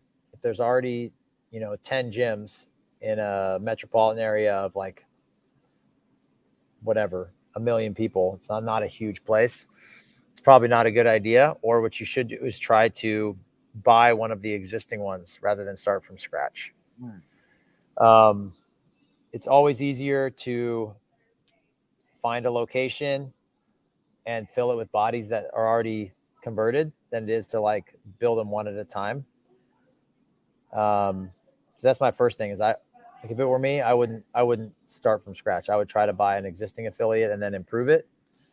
Or sometimes you can get an affiliate that is like fractured, right? And maybe it's not doing well, and what it needs is to like divide into 2 gyms. And maybe you could do it that way. But if you are going to start from scratch, just make sure you have a radius around you that has enough bodies, enough people that make enough money, that want to support fitness. And yeah, man, honestly, like I feel like branding, people get really wrapped up in the branding of like what their logo is going to look like and what their color scheme is going to be. And everybody's in this like Pinterest world where it all has to look really, really good and clean. And there's nothing wrong with that, except that it's not going to outpace a good product. So if you're not a good coach and you don't have a personality that will invite people in across like a wide range of ability levels, you're not going to be successful. So you got to like look at yourself in the mirror and be like, am I that person? Because that's who they're going to come see. It's going to be you. Don't go into it as like an absentee owner. Like, hey, this is my pet project. I just want to have a gym to work out in, and I'm going to offload the head coaching duties to somebody else. That person should be the owner, right? At least in the beginning. And then once you've been there for a bunch of years and you've earned people's trust, and then you can come in, you know, like I do. I try to coach everybody once a week. I can still see them, and I already have this. Really? So you have a floating schedule? No, I have the same schedule every week, but you try to coach everyone at all 5 gyms though, at least once every week? I try to see them at least once a week. Wow. So Okay. You coach at all 5 gyms? Yeah. Oh shit. Sorry if I wasn't listening well. That's amazing. Holy shit. Yeah. So like Monday I open downtown, Tuesday I open Rancho, Wednesday I open Folsom, Thursday I open Whitney, and Friday I open Rockland. So I get that first class of the day, and then the rest of the day in the evenings, I will do the same thing. But I'll try to rotate to the different locations. Wow. But I am not the face they see the most anymore. But like I've earned that, right? I've earned that I can just come in and like hit the flywheel and keep the momentum going. In the beginning, when you're starting, like they need to see you. You're the one that they're committing to, right? And so they need to, you have to make them believe that this is worth their time, their money, and their effort. So that's my advice is like, don't be an absentee owner, commit to it all the way. Don't go into an area that's already saturated. Buy an affiliate if you can instead, and just build off that community. Vanessa Swayfit, Blair Morrison, you are a badass. Blair, I want to show you this. I've been having Greg on the show on Tuesdays, and he, one of the things he said when he came on the show, he used to do this when I was with him, is he would talk to people. So like if we were like in the mall somewhere and like there was someone who was 350 pounds in line next to us, he'd be like, hey, why aren't you going to the gym? He would just open with that. And they'd be like, oh, I've been to the gym in 20 years. Right. And he'd be like, well, there's a local CrossFit gym here. What if I get you a membership? Or what if I, call the owner right now and get you in there? And he would just start talking to him, or he'd see someone drinking a Coke and he'd be like, hey, that's going to give you diabetes. And they'd be like, I already got diabetes. And Greg's like, you want me to help you get off of it? I know a gym like down there. Yeah. Oh, dude, I would hear that one regularly. It's crazy. So this dude took that idea. He's like, and Greg would be like, hey, dude, if you're not walking around being a coach and like seeing like broken, if you're like a mechanic and you see broken down cars, you should be walking over to people and being like, hey, I could fix your shit. Right. So this guy, Joe Nels of CrossFit Kenosha, heard Greg say that. And then he also heard, on the other hand, Don Fall say he wants to grow this thing by 30 million CrossFitters. So this dude has started this project yesterday where he's going to videotape, make these 2-minute videos where he tries to get a new gym member every day. Really? So here he is, and it's fucking amazing, dude. This series could be crazy. So he has someone film it, and he's just in the grocery store. So my name's Joe. And he sees this dude, and he just goes, yeah. There's actually a gym just down the road. Yeah. What do you know about it? I've heard of it. Yeah. Yeah. So it's just so basically that's just his first one. Yeah. But he's gonna start publishing these every day, where he's gonna just suck it up and go up and talk to people and try to bring people into the gym. That's awesome. Yeah, that's dope, right? Yeah, that's pretty cool, man. I like that. And you know what's funny is if people see the camera there, they're more likely to say yes. Oh, that's interesting. He's actually probably got a pretty good chance of bringing people in because they're going to, there's peer pressure of the camera. That's interesting. Right. And then he shows, so he got 2 people that day, and then the show ends with at 5:30 in the morning. It shows one of the guys walking in. And what's cool is that it kind of has this reality show, TikTok, Instagram feel, but instead of like I got you or making fun of someone or someone getting beat up or their shit robbed, right, it's like it's speaking directly to our community. Anyway, I just loved this. I think this is going to be an inspiration for a lot of CrossFit gym owners. It's pretty cool. It's a cool idea. It's ballsy. You have to be out there, and people don't like to talk to strangers. So Right. But if you're the face of the business, I mean, you're the one that's got to do it. So that's pretty cool. And someone like you were saying, you're an extrovert, like you could do that in line when you're at Safeway, the dude in front of you, and be like, hey, or even like someone has kids and be like, hey, we got a CrossFit kids class. You should bring your kids. Oh yeah. I mean, you should hear me talking about it at pickup at school. Like every parent knows. I mean, I'm wearing my CrossFit stuff every day. They avoid you. They're like, oh fuck, here comes Blair. God, put away the wrapper. The candy wrapper. Do you have a CrossFit kids class at your gym? Yeah. And how's it doing? We do it mostly for homeschool kids, actually. So like, my kids. They get credit for PE for coming in. Yeah. So yeah, during the school year, that's really who it is. In the summertime, we open it up to more of the members' kids because they're out of school and they have more time. But it does pretty well. I mean, it's like 8 to 10 kids, and we also have this one. Man, actually, you'll like this. So we have one at our Rockland gym. We partnered with the police department for their PAL program, their Police Activities League. And so then for their PAL on Tuesday, Thursday nights, the kids come in and do CrossFit for free. Are they like kids who've been in trouble, like got caught like guns and stealing? No. It's more just like kids that are in the community. So they're like teenagers. It's like junior high and high school. And so then we have we had them in last night. There's like 25 kids in here. So it's pretty cool. My buddy Travis Bajent, you probably remember him from the CrossFit Games. He did the commentating there, and now his son is now quarterback for the Chicago Bears. And he told me that if you can not give a kid a cell phone till they're 15, and you also have a kid doing CrossFit his whole life as a little kid, he'll be 95% better than all the other kids at everything. I mean, the cell phone thing, I 100% believe. Like super anti-cell phone. Says the CrossFit gym owner. I fucking love that. Yeah, but I really like that. And then take what Jeremy Kinnick said. If you can keep your kid outside 80% of the time, there's really nothing else you have to do. And I believe that too. I mean, I'm paraphrasing what he's saying, but like my kids flourish outside. Flourish. Outside kids. No, I mean it's true. I mean, there's a connection to nature that everybody's losing. Boys are crazy inside. Boys will fuck shit up inside. Right. Outside, they're just normal people. Mm-hmm. Hey, it's like bring a bat into your house. Have you ever been in a room and a bat flies in there and there's like 6 of you like with a bong and you're like, what the fuck? Yeah, that's not a good situation. Yeah. No, we're way too. That's what it's like being in a room with it. Bats do not belong inside. Have you ever been in a room with a bat? Yeah, up at our cabin in Lake Almanor, a bat came in where everybody's like freaking out, trying to like. It's crazy, right? It's just a blur. Yeah. Well, it's like that scene from The Great Outdoors with John Candy. There was just like swinging tennis rackets around. Yeah. Hey, I appreciate you coming on.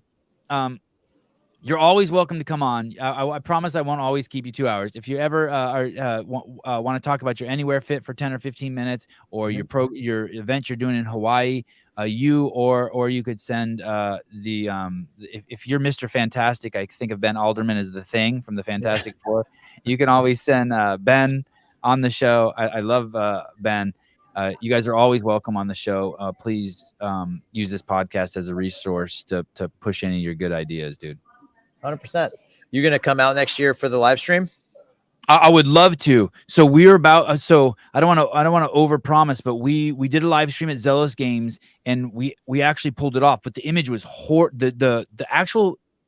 I want to give us. We got a 2 out of 10 on it, but that's better than I even thought we were going to do. The visuals look like Atari pixelation.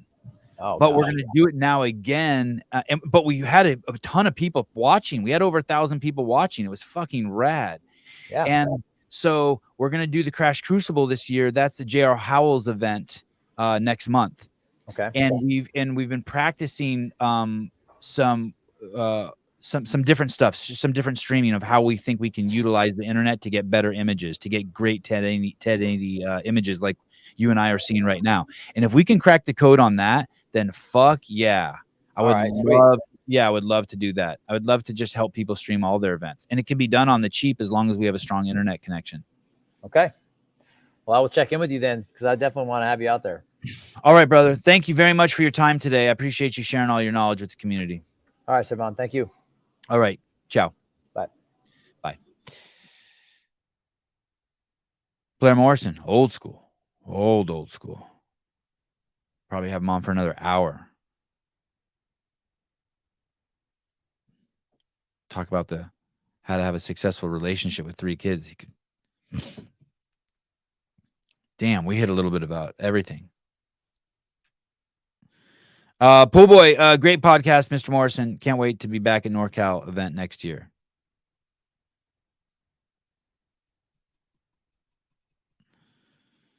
Anita Dickamy, Sevi, we need a Hiller update show. Wait, we do? What for? What do you mean? Well, he was just on yesterday.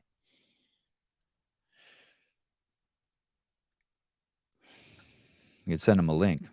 I don't got much time. I ain't fucking with you guys today. I'm going, actually, I don't know if I should send Hiller a link. I'm going to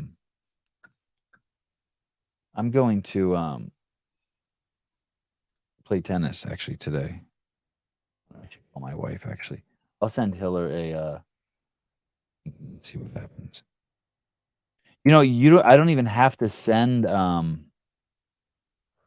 Hiller. Hiller and Taylor are 2 people that have access to this show at any time. Like they can just pop on. I think Hiller has done that once. I think one time he just came on his own.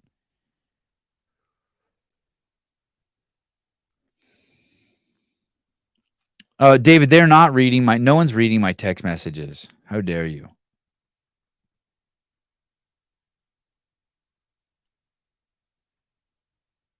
Ken Walter, Sevi, did you get my dick pics on IG of Bajent? Facebook card jackpot. I hit cracking open a case of 2023 score Facebook. If he becomes great, these will be good. Sorry about my reading fucking messages. No, I haven't seen that yet, Ken. I got this one though. Brandon Waddell sent me 2 of these. Got another one back there, dude. And you know what's happening? You know what Wad Zombie's doing? Every time he sends me a card now, he sends me like 3 of these. So I'm slowly throwing away my old stands and using these new ones. I thought we were gonna have Alexis Raptis on. I wonder what happened. Oh, should I call? Let me call Susan. Let me just see how the phone's working. I like calling. I feel like it's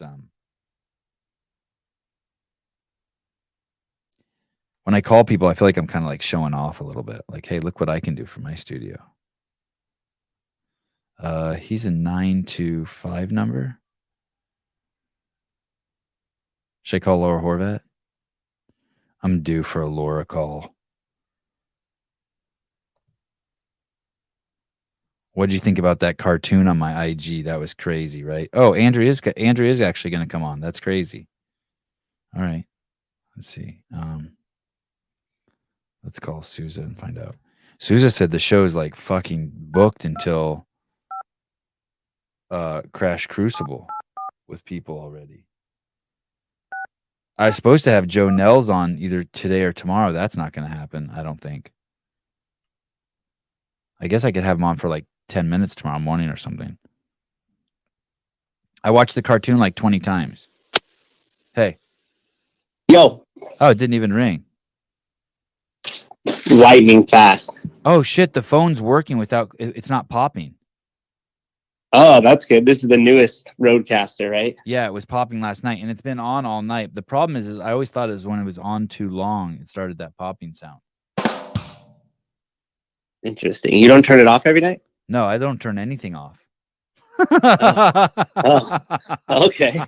Good to know. I just leave. I turn the lights off. But I don't even turn the sign off. The sign just stays on.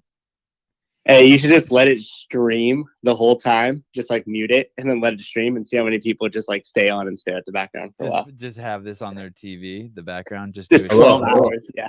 Hey, did we? I know we had Alexis Raptis on, and then there was a holiday that made it so the gym was going to close early, so she had to go train and cancel our show. Are we getting her back?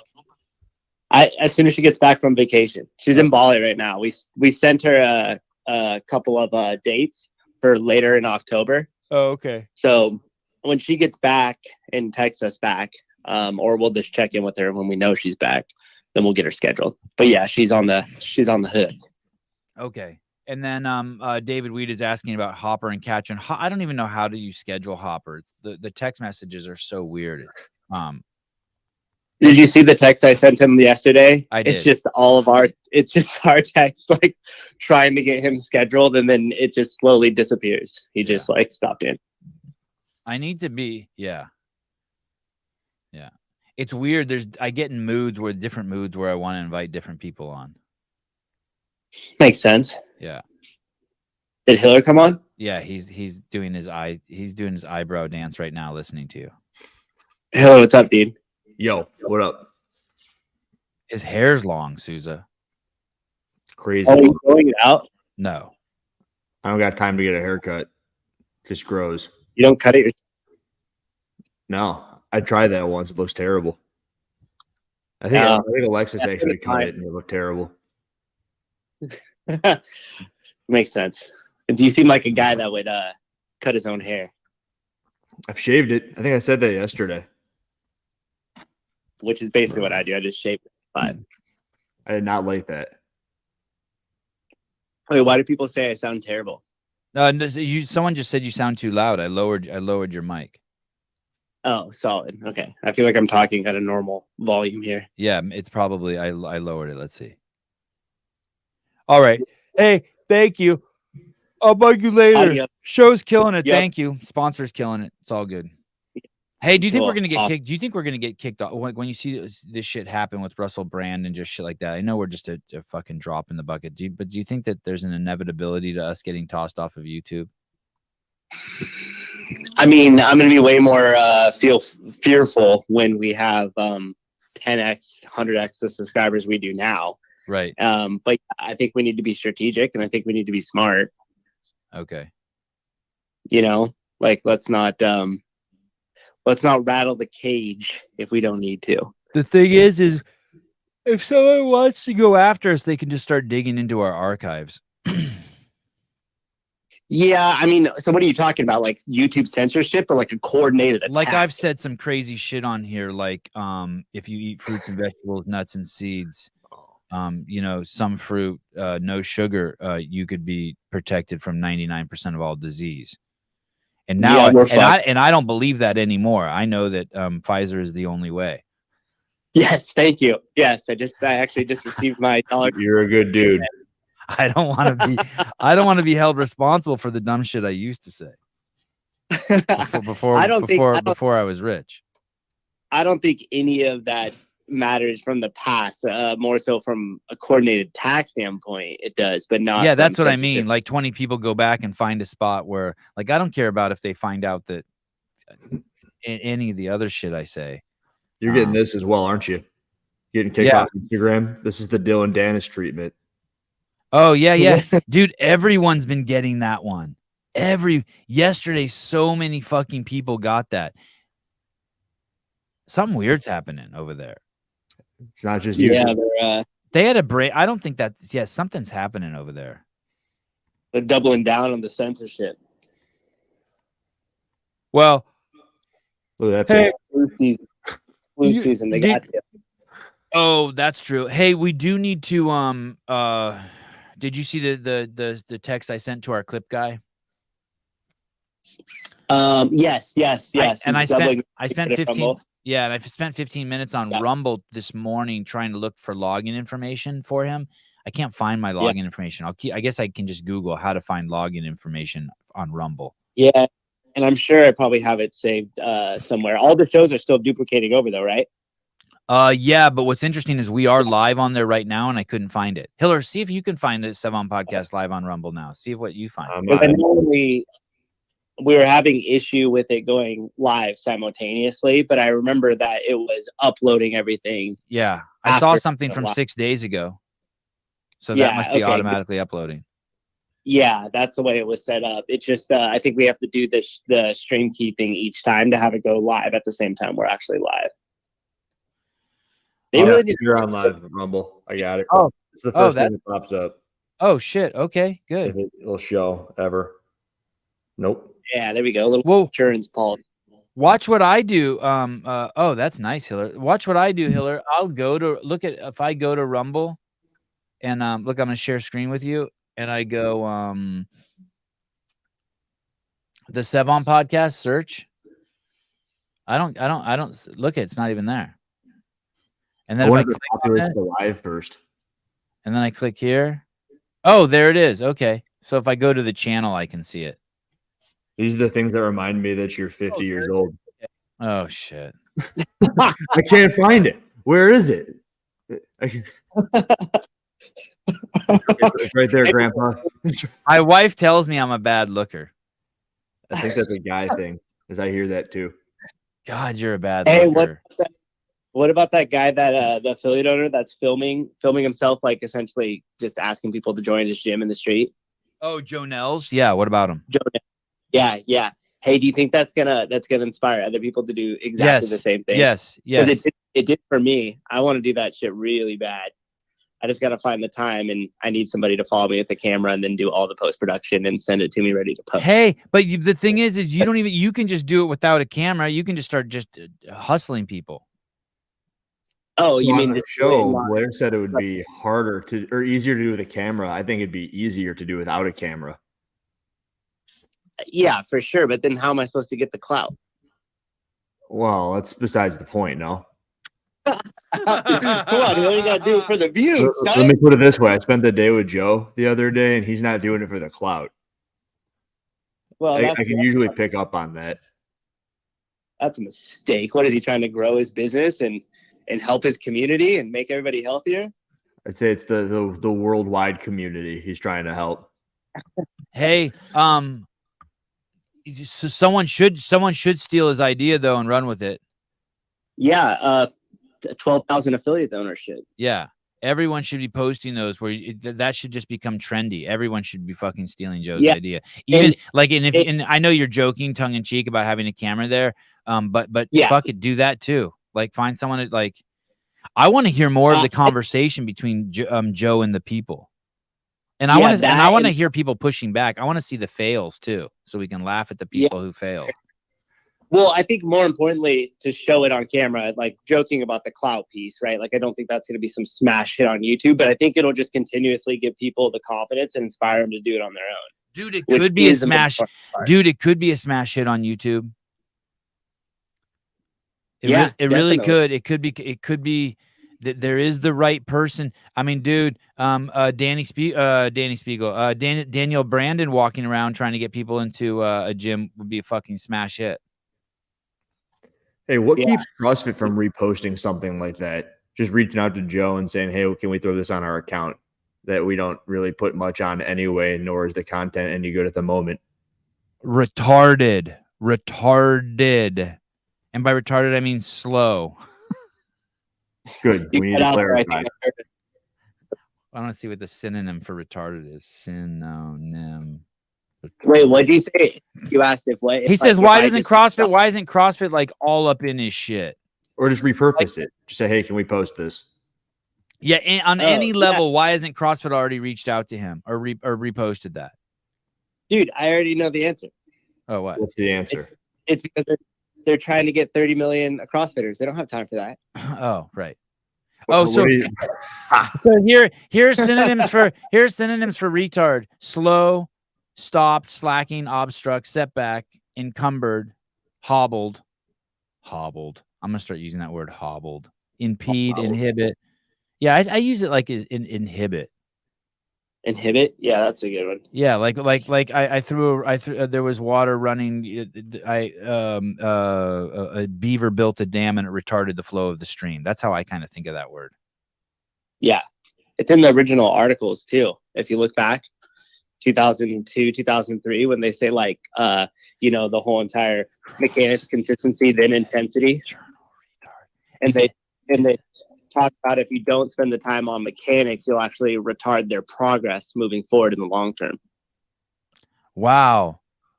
It's like, I just found it. Yeah. Wow. The word retard is in the CrossFit Journal. That is unacceptable. Yeah. That is fucking hilarious. You're kidding. No. The two most common reaching cheats are done by craning the neck to find the ground with the nose early or dropping the belly to find the bottom early. The ideal is to retard, not advance the body's parts from finding bottom. Canceled. All right.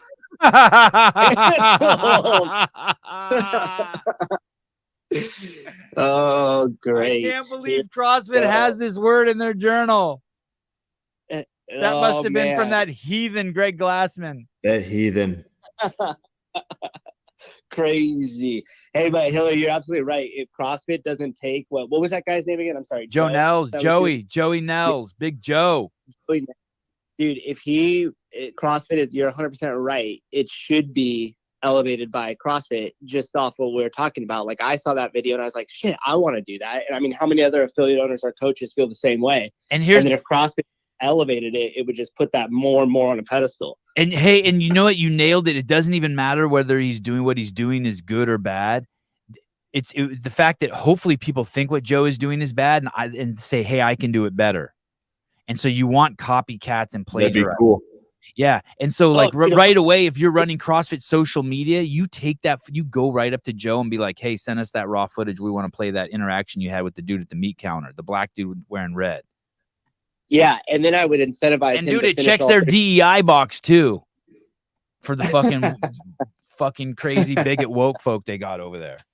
It's killer, dude. He's crushing it. And then on top of that, go follow up with him after day 30 and just say, hey, what'd you learn? Because regardless, like I saw a couple people were saying like, oh, well, let's see how many of those clients stick around. I don't know if that's necessarily even the point. Like, I mean, it is for him as a business owner, right? You always want to get more clients, help him out and have him members of your gym. But his ability to talk and sell CrossFit is going to be 10x what it was from day 1 to day 30, right? Yeah. Hey, he's doubled He's doubled his subscribers. He's at 88. Everyone should subscribe to this dude's account and hit the bell. Just unsubscribe if you don't want to. By the way, there's something I find you more attractive, Hiller, watching you surf YouTube. What's that mean? I don't know. There's something gay. I guess gay dudes like me find it attractive watching someone. I just am enjoying watching you surf YouTube. Oh, this is just kind of what I do. I wanted to compare Joe's channel to the CrossFit channel. CrossFit's got 1.73 million followers. Joe's got 88. And the view to subscriber count doesn't match. Wow. Joe's got 88 subscribers and 500 views. CrossFit's got 1.73 million, and a video with Bosman gets 1,000 views. It's not good. And that video's only got 500 views. Shit, I hope that video eventually makes 50,000. Dude, that's crazy though. 562 views for an account that only has 88 subscribers. That's pretty crazy. Yeah, that's awesome. Miss Radow, Elise Carr Radow. Sevon, Andrew, Matthew, I subscribed right away. What's the harm in subscribing and helping someone out? Well, not only helping them out, don't you want to see this journey? If they're only 2-minute videos, this is going to be fucking good. Yeah. This first one, and I think the second one too, I talked to her name's Jess. She was editing it. Took her, I don't know, 10 hours to make it. And she'd never edited something before. It's her first time on Final Cut. So I thought it looked great for her first time. Yeah. For some reason, I thought, Hiller, were you there when he filmed that? Why did I think that you were there? I was there for his third day where he's walking around down the street with the sign with the shirt off. Okay. I thought so. I thought I heard he was recapping the second day with me when I was there, and he was preparing to go out on day 3. That's awesome. Hey, did you find out how many people that he talked to showed up? I find out. I think he's got people scheduled for next week, but he's got 1 of 3, and the 2 others are scheduled to come in the future. Dude, that's awesome. Hey, do you know, did he change anything program wise? Like, is he like putting him through some sort of on ramp, or did he adjust the programming to make it more user friendly? He does not have an on ramp, and I agree with that. Yeah, we didn't have one for a long time. We do now. Giving him a free week, and he's throwing him into the fire with either himself or his coaches because he believes in himself and his coaches to scale depending on where they're at in life. And I think that that's awesome. Yeah, no, totally. That works great until you start getting class sizes of 16 and 20. The coaches. Janelle Winston, I was sharing the shit out of Joe Nels yesterday to my 30 followers. Awesome. You not only have a flat stomach, but you have a good heart, big heart, Janelle. Oh my goodness. Anita Dickamy, is it gay if I Googled Hunter naked yesterday? Yes. No. At least Good gay. question. Gay, Did you find gay any- curious. Gay curious. Find anything? He gave us the Google words how to find them. I meant to do it. I forgot to. Hunter. I'm curious the size of his the girth of his meat stick. I'm looking it up Oh. right now. Let's see if I can find him naked on Google. Turn off safe search. Don't Pool flip over boy. to my browser. Pool boy, okay. Pool boy, he should bite the bullet and just be like, I'll offer 3 free on-ramp one-on-ones and a free week trial at the gym. You found his dom? No. Should I pull it up? It's not. He's not. He's naked in that one. Do not. How do I? Oh, here I got an idea. There. All right. Oh, shit. Hey, I gotta go. I'll talk to you later. Okay. Bye. Call back in if you want to talk about Hunter's penis. There we go. This is a great. That's Hunter, right? All right. There's no dicks on this screen. All right. You ready for this? Are you sure? Sure. I'm positive. And even if it were, it's Hunter's. So entire screen. Here. This is the only way I figure out how to do it. Look at that. That's a good picture. Oh, wow. That is him. Wow. That's him. Cool, Wow. right? Yeah. And that's okay. That's PG. Yeah. None of those other pictures have dicks in them? There's one of the dick. I do see. Oh, shit. There was a penis on there. Another one. Look, there's nudes of your wife. Shit. No, those are the ones I made today. Look at this. Remember this guy? Where's he been? Oh, yeah. How's he doing? I don't know. But I just thought about him. CF Media. Jason CF Media. When's What else should his we look last into? post? Oh, a month ago. Okay, Month he's ago. done. He retired, You retired? I guess. 3.8 thousand though. I like this guy. I liked him a lot. Me too. I like them too. Hey, he just needed 1 or 2 tweaks to go big. Jason? Yeah. Like what? And he didn't realize how much he could get away with that accent. I don't think English people realize what they could get away with. Like he needed to like throw in like something just a little more edgy. It's kind of like what Pedro's doing. Yeah, I think. Yeah. How's the Lone Ranger doing? Oh, the Lone Ranger show. How are they? Do they? I check their channel pretty frequently. They're doing okay. They're riding the location train. Yeah, I don't think I like that. Location talk. Wasn't I telling you that I don't like that?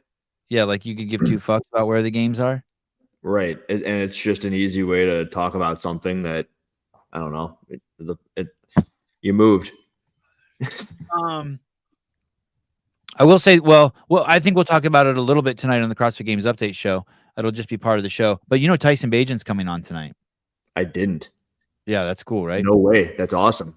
Yeah, What's that going to look like? You just bring him on for 15 minutes. Ask. I'm gonna just like throw him softball questions. Nothing crazy. Like I'm not gonna be like, dude, did your defensive coordinator get raided by the FBI? Like, I don't think we should do that. No. So what's it like showing up to the stadium? What's it like leaving the stadium? When you suit up, like, do you get excited? Like, is that you're gonna play? What are the chances you are gonna play? Like, that's probably the craziest questions I'll ask him. You know what I mean? texted you the other day that Nathan Peterman got released. Yeah. Now he's the number 2. Yeah. And I also told you Justin Fields sucks balls. Yeah, like I can't say like what Sean Lenderman's saying. I can't be like, hey Tyson, I heard Justin Fields fucking only won. You want something? Right here? Games. I'm not saying that. My favorite quarterback of all time is Michael Vick. Well, one more thing before you say this. Clydesdale Media, Scott Schweitzer, Tyson's in the middle of a dumpster fire. Yeah, and that's I'm gonna avoid. As a Clydesdale, as a Bears fan, Tyson's the only good thing going on there. Yeah, I'm gonna avoid that. But I mean, we can say it now. But when he comes on the show, I'm gonna just ask like questions I want to know about. What's it like? What's it like? Okay, go ahead. What were you gonna say? Back when I played video games, I'd use that guy all the time. Michael Vick, quarterback for the Falcons and quarterback for then the Eagles. He got in some trouble for dogfighting, pit bulls, whatever. But the Bears drafted this guy named Justin Fields, the current quarterback. And I was super pumped about him because he was fast and he was a specimen of a character who is they kind of jumped up in the draft to go get him. And I watched a couple of Bears games and I immediately hated the dude. And Why? every one of my buddies told me that I was racist for hating him because he was black. And I go, no, dude, what are you talking about? Every time he gets sacked, he makes this face and it's like this pouty face. And there's just something about it. It's like he thinks everybody is not doing their job as well as they could be. This is my opinion on Justin Fields, by the way. Well, I saw a press conference yesterday when they asked what's wrong and he blamed one of the coaches. That wasn't 2 years later, or maybe something like that. But this entire time, I just go, this guy sucks. And it's typical sports talk, right? And you get back and forth. How dare you? He's our guy. He's our quarterback. You don't like him because you're racist or douchebag. And it always goes to that. It always goes back down to your. And I go, no, dude. I hate that when you get sacked, he looks around at his teammates and he pouts. Like, all right, you got sacked. And then everyone goes, no, it's the offensive line. It's the coaches. And I go, this dude holds onto the ball for freaking ever. And 2 years later, they're finally talking about how the fact that he just sits there with the ball, doesn't know where to throw it. Everyone's wide open, and then he gets sacked. Yeah, I don't know much about football, but they keep saying he doesn't see that he's not reading the field. Yeah, he can't. So I'm pretty pumped for Tyson because I think that everyone's he's gonna get the bench pretty soon. Game 4, he's coming in. Tyson. That's just my take as a Chicago guy who actually watched quite a bit of Bears football. Asymmetric ears. Besides, the Bears could be tanking for Caleb Williams at number 1, which would be really bad for Tyson. I don't even know what that means. That must be another quarterback or something. That's probably the quarterback for next year. The number. Hey, there 1. isn't a. Here's the thing. You're wrong. I don't know what you're saying here, but there isn't a better quarterback than Tyson. Listen, everywhere he's been the fucking greatest he's ever been. And you could be like, well, he's only been D2. Well, fine. But everywhere he's ever been, he's been the greatest that is and ever was.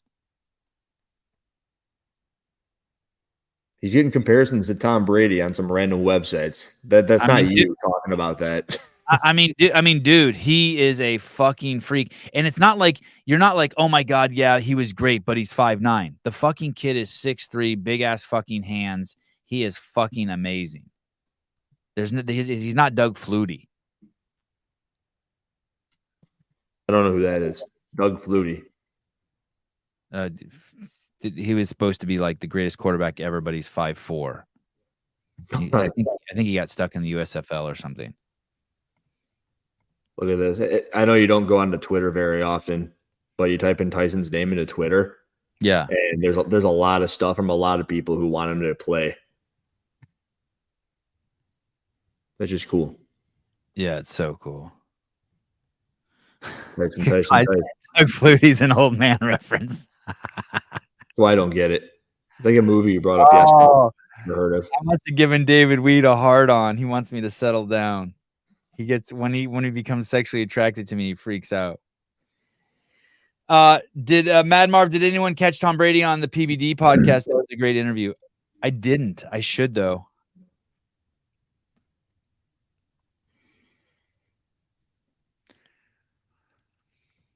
Tom Brady's going to go play football again. He's going to go play on the Jets now that Aaron Rodgers is out. That's another thing that's pretty crazy. There was someone who tweeted the fact that he was going to tear his Achilles tendon on Monday Night Football, and then he did it a couple hours later. Aaron Rodgers? Mm-hmm. Someone predicted it to a T. Will that be the end of his career? Will that be the end of his career? I mean, he's 39. That's pretty tough. The other day, Dave was talking about Castro on his YouTube station, one of those weekend reviews, Achilles tendons from playing horse or knockout, that game he likes to play. Yeah.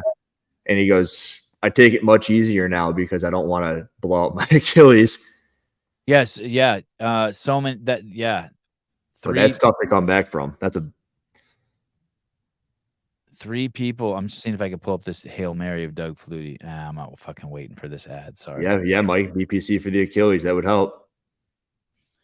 So I'm taking what am I taking? Oh, so I took my today. I'm fasting again today, and I took my just black coffee today, and I took my peptides this morning. All of them. All of them. You slept like a baby.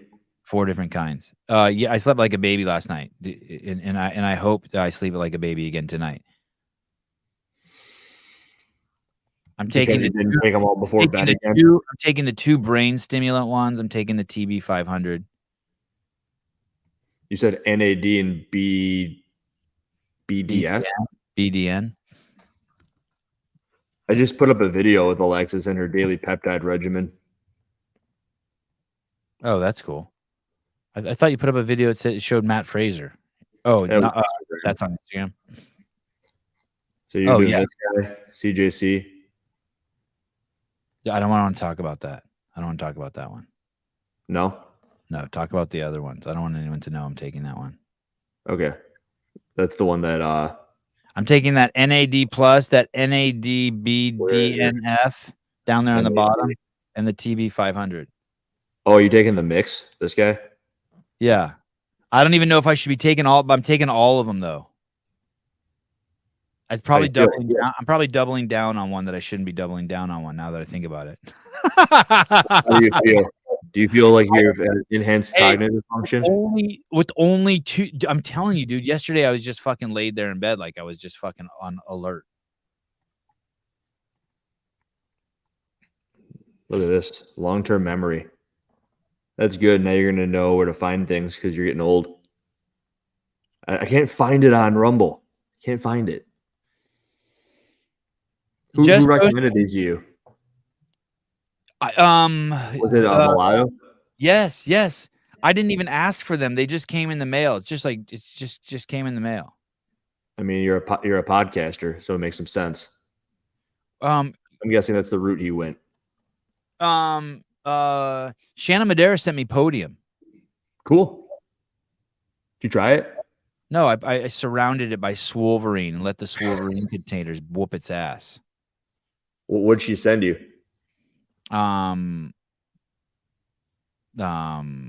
Stuff you're supposed to drink to rehydrate. Like a protein? Oh. No. It's a it's cool. I'm fucking so thankful she sent it. I've had one Podium product, and it was the Miami hydration, like a salt. Yeah, it's a hydration. Yeah, it's a salt. You're gonna have to let me know how that is because the Miami version that I had there was terrible. Oh. And of course, I'm comparing it to the LMNT, or people call it Element, which is just a salt packet, but that tastes delicious. And if they're doing the same thing, I take the LMNT.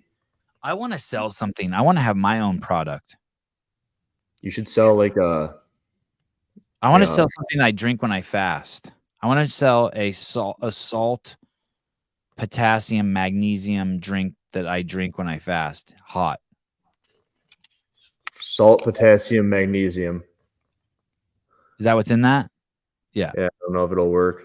Yeah, that. Your butthole. There you go. Can you write my name? Do you have a Sharpie there? Can you write my name on that? Yeah, I do. I'm on it.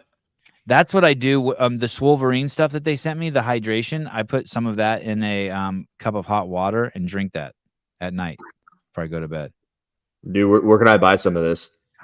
Yeah. The CEO product is fantastic. I hate that color. The green? That weird green? Yeah. Or the purple? Hey, and mine would be multi-purposed. You could also put it, you could drink it, you could put it into a you could salt a glass with it for margaritas. So it's a double. Oh, that's cool. Yeah, motherfucker. Yeah. You see that? One of my favorite shows you did was during semifinals, maybe not this year, but last year. And you're sitting outside, I think, with Greg, and Dave walks up and you've got a margarita the whole time. It was pretty funny. I don't know. You remember that? No, was it a long time ago? It was one of the first shows that you weren't on yourself, but you didn't. You were still there. You were just at Greg's, I think you were at. Oh, yeah. Wow. That's right. I was just sitting in a chair there. Were we friends then? I think I was on the show. Oh. But it was a while ago. It was during semifinals where it was just a madness amount of shows where there was 8 a weekend or something. Sebi should sell a phone where the only button is cops. God, I wish I fucking hate that reputation as being someone who calls the cops. I'm not You that calling guy. the cops right now? Yes. I hate being that guy with the reputation. Hey, this guy came to Astro. Leave a message. Did Haley just ignore you? I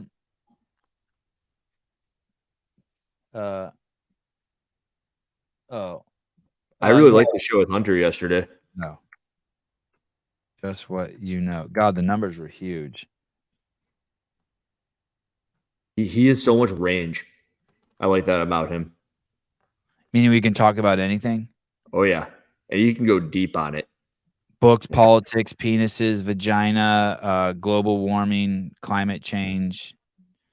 And I like that he opened up a little bit about spirituality. His new sponsor, Puma, and how he's not used to having that sort of an oversight. So now he's kind of like thinking, oh, what did I just say? Yeah. Most people don't say anything because they're afraid of that. Right. He's saying it in hindsight. God, he's the least afraid. He's the least afraid. He's got pictures of himself naked on freaking Google, man. Hey, I want to show you this. Yeah, and instead of running away from him, he just knows. He just embraces it, right? Right. I want to show you this post I made. Did you see the one with the guy? What would you do if you had pictures of you naked on Google? I would have to lean into it. I'd have to be like, I think I want some on Google. You can come over. I'll take pictures of you if you want. Which camera? Whatever you want. A7R. Sorry, did I just pull down a comment that you put up? No. Oh, okay. Look at this right here. Look at this right here. Oh, a pregnant woman in jail over a Facebook post during COVID. That must be talked about. Shame on you guys. How do you feel about that? Me personally? Yeah, how do you feel about that? Which woman was this? It was all over the news, man. How do you not know that? You know, Here's the thing, Australia. I would like you guys so much better if you had a freedom of speech. So if you could go ahead and make a freedom of speech, like. So basically, this guy just beat what was arguably the best fighter who's ever walked on planet Earth, Israel Adesanya. He was not supposed to win. And he said before the fight, the reason why people like me is I use my platform for real shit. And the first thing he does in the press conference is he brings up an old fucking video that was going around during COVID where the police came into a pregnant woman's house in Australia and arrested her for something she wrote on Facebook. And she was like fucking pregnant. And I just think, what a fucking legend. Thank you, Craig Ritchie. That's the first time that word's ever been used properly, by the way. Clip Agreed. that. 232. What a fucking legend this dude is. Sean Strickland. Yeah, man, that's Sean, cool. 2024, right? I mean, what a fuck you. And he loves Australia. And hey, you know what's crazy is the crowd. It was like a Rocky movie. When he won, the crowd was happy for him, even though he won in Australia. They went fucking nuts. Israel Adesanya, he's from Australia. Well, I mean, he I know he's taking steroids. That's all I know. Yeah. And I like Israel, but he's from he's from like Cameroon or Nigeria or so. I think Nigeria. He's a guy with the bitch tits. Yeah, he had one. Well, not bitch. He had a bitch tit. Got it. Plural might be. That's the proper name, by the way, guys. That's actually what they're called. Jay Sheets wearing rocking the visor. Gotta love that. Huge fan of the show. I've watched for years. Keep it up. They try to cancel me on TikTok all the time. I flip drinks and offend everyone. Flip drinks. Oh, like a bartender? Bartender. Send me a link in my DMs. Strickland's the man. Yeah, what a stud, right? Oh shit, David Weed. The gay bender is not the greatest fighter ever, moron. Dude. Is that who that guy you're just talking about? Yeah, the last style bender. Dude, he is fucking special. He is special. And thanks for the money, Mr. Sheets. The gay. I'm a McGregor fan. Yeah, McGregor's great. It's too bad he was so short-lived. He had the too much money. Yeah. Too much money syndrome. All right, I want to go play tennis by 10 a.m. That's going to be hard. I looked at my phone and I said a link. Was there anything you wanted to talk about in particular or just hang out? Oh, someone said bring the Batman on. Oh, okay. They said you need a Batman review show. Oh, we need Gary updates. Okay, we'll have Gary on too. I'll send Gary a link. Magnus, fuck no. As long as you Oh shit. you should have Gary on with Taylor. That would be nuts. Wow. Okay. Wouldn't that be a show? Yes, I'll do that. I'll do that. Oh, dude. That's a great idea. I love Taylor. Taylor's great. Their show did pretty well yesterday, right? With Kiefer Lamy. Kiefer, I like him a lot. Oh, I haven't had Kiefer on. Kiefer's the Justin Kotler dude.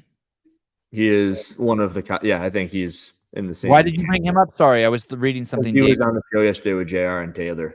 Oh, he was? Yeah. Wow. Which is cool. Shit. They were talking about the Wadapalooza qualifier. Kiefer's dating Kyra. A Milligan? Yeah. Oh, she was on the Mayhem team. I think she's scheduled too. Oh, cool. I don't know. There's two. I wonder if it'll be another situation. A what? You know, the coach comes on with the athlete every time they talk publicly. Who? Which? Really? Who? You said you're going to have Kyra on. Who's her coach? Kiefer. Oh, I thought he was dating. She was dating Kiefer. Oh, I want to say it's both, but I can't say that positively. No, girls don't do that. Girls don't bring on their coaches. Hey. Neither do guys generally. Hey, do you think Laura Horvat's seen this? Yes. You do? Yes.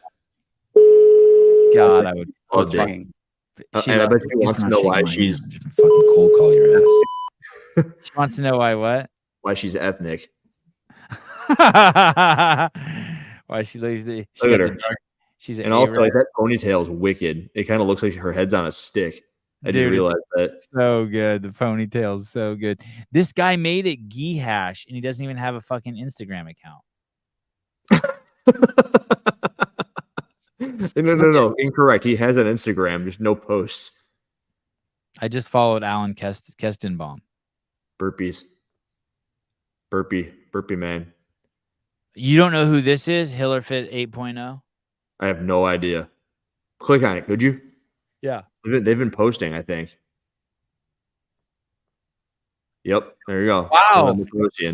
Follow 220 followers. What does this say? Hey, that's such a wannabe fucking. This is like someone who really wants to be in the Instagram space. Look how shitty that graphic is. Somebody messaged me. Dude, when something's blocky and it's that small, you know you suck. Hey, dude, the good news is HillerFit 8.0, you have a lot of room for growth, but I still follow you because yeah. Wow, that's bad. Someone messaged me. I think it was Jethro. It was Jethro who messaged me. He goes, "Hey, I saw that graphic you made. I can have the guy who made the Nopen graphics make it look better." And I go, "Dude, that's not my account." And he goes, "Oh, okay." God damn, that's bad. Hiller, you get to be. I'm vice president. I'm not fine. You know, the first comment there says you wouldn't like that. Oh, it does. Yeah, I'm cool with being vice president too. I'm cool too. Well, I'm fine with it too. I don't I'm want cool with it either way. You be president. I just like that there's someone running a false Instagram account. I think it's cool. If it gets that far, we're in danger. Yes. Cave Dastro, Kyra and Kiefer are dating, and he is her coach. Is Cave Dastro a reliable source? I think so. Because I think we can go with this one too. Clydesdale Media. Yeah. Sorry, yeah. For a real person, he is both. I like them both though. Cave Dastro's been getting love for the name right and left on the show. Thumb is not a dirtbag. Not even close, dude. That could be a good thing. But I don't think of it as a good thing. All right. Oh shit, Guy Medeiros. Interesting. And there's a picture of the Rock. He came back and did like a WWF or WWE fight. It was pretty cool. He did? Yeah. Recently? Yeah. I heard he was trying to get canceled, so everyone's thinking that he went back. Here we go. I got something for you. Okay. Dirtbag. A person who is committed to a given, usually extreme lifestyle to the point of abandoning empowerment and other societal norms in order to pursue said lifestyle. Dirtbags can be distinguished from hippies by the fact that dirtbags have a specific reason for their living communally and generally non-hygienically. Dirtbags are seeking to spend all of their moments pursuing their lifestyle. That sounds more like a hybrid, maybe between you and Taylor. Yeah, I feel more. Then maybe I'm a dirtbag. But it didn't have a bad undertone to it, did it? No, I don't think so. Ken Walter's thumb has been pretty grumpy and hating on everyone recently. Well, maybe they deserve it. You ever think about that? Hiller doesn't check his Cave Dastro. Hiller still won't check my Instagram DMs. Dude, he's not a DMs guy. I think I've responded to him actually. Which is a shame because you know that there's a lot of dirt in Hiller's DMs. You know how much dirt there. Well, it's probably lost now forever. Oh. But God, people must send him the craziest shit. This says, please show this one to Sevon. The comments in particular. They're playing pickleball. Who is it? Uh-oh. Should I send it? It's a BIRTHFIT and Amy Udick.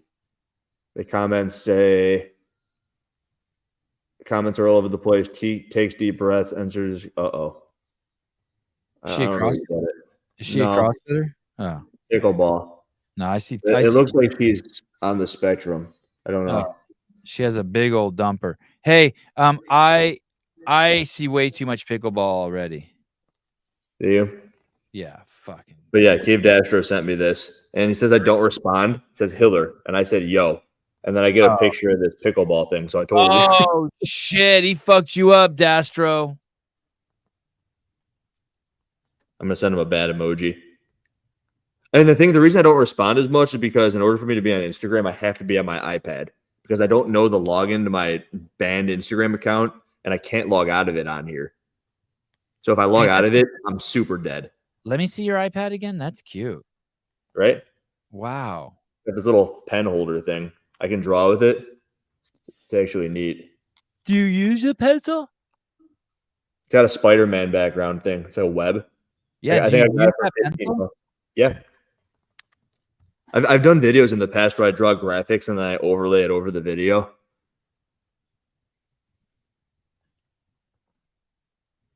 Cave Dastro said that video is not about pickleball.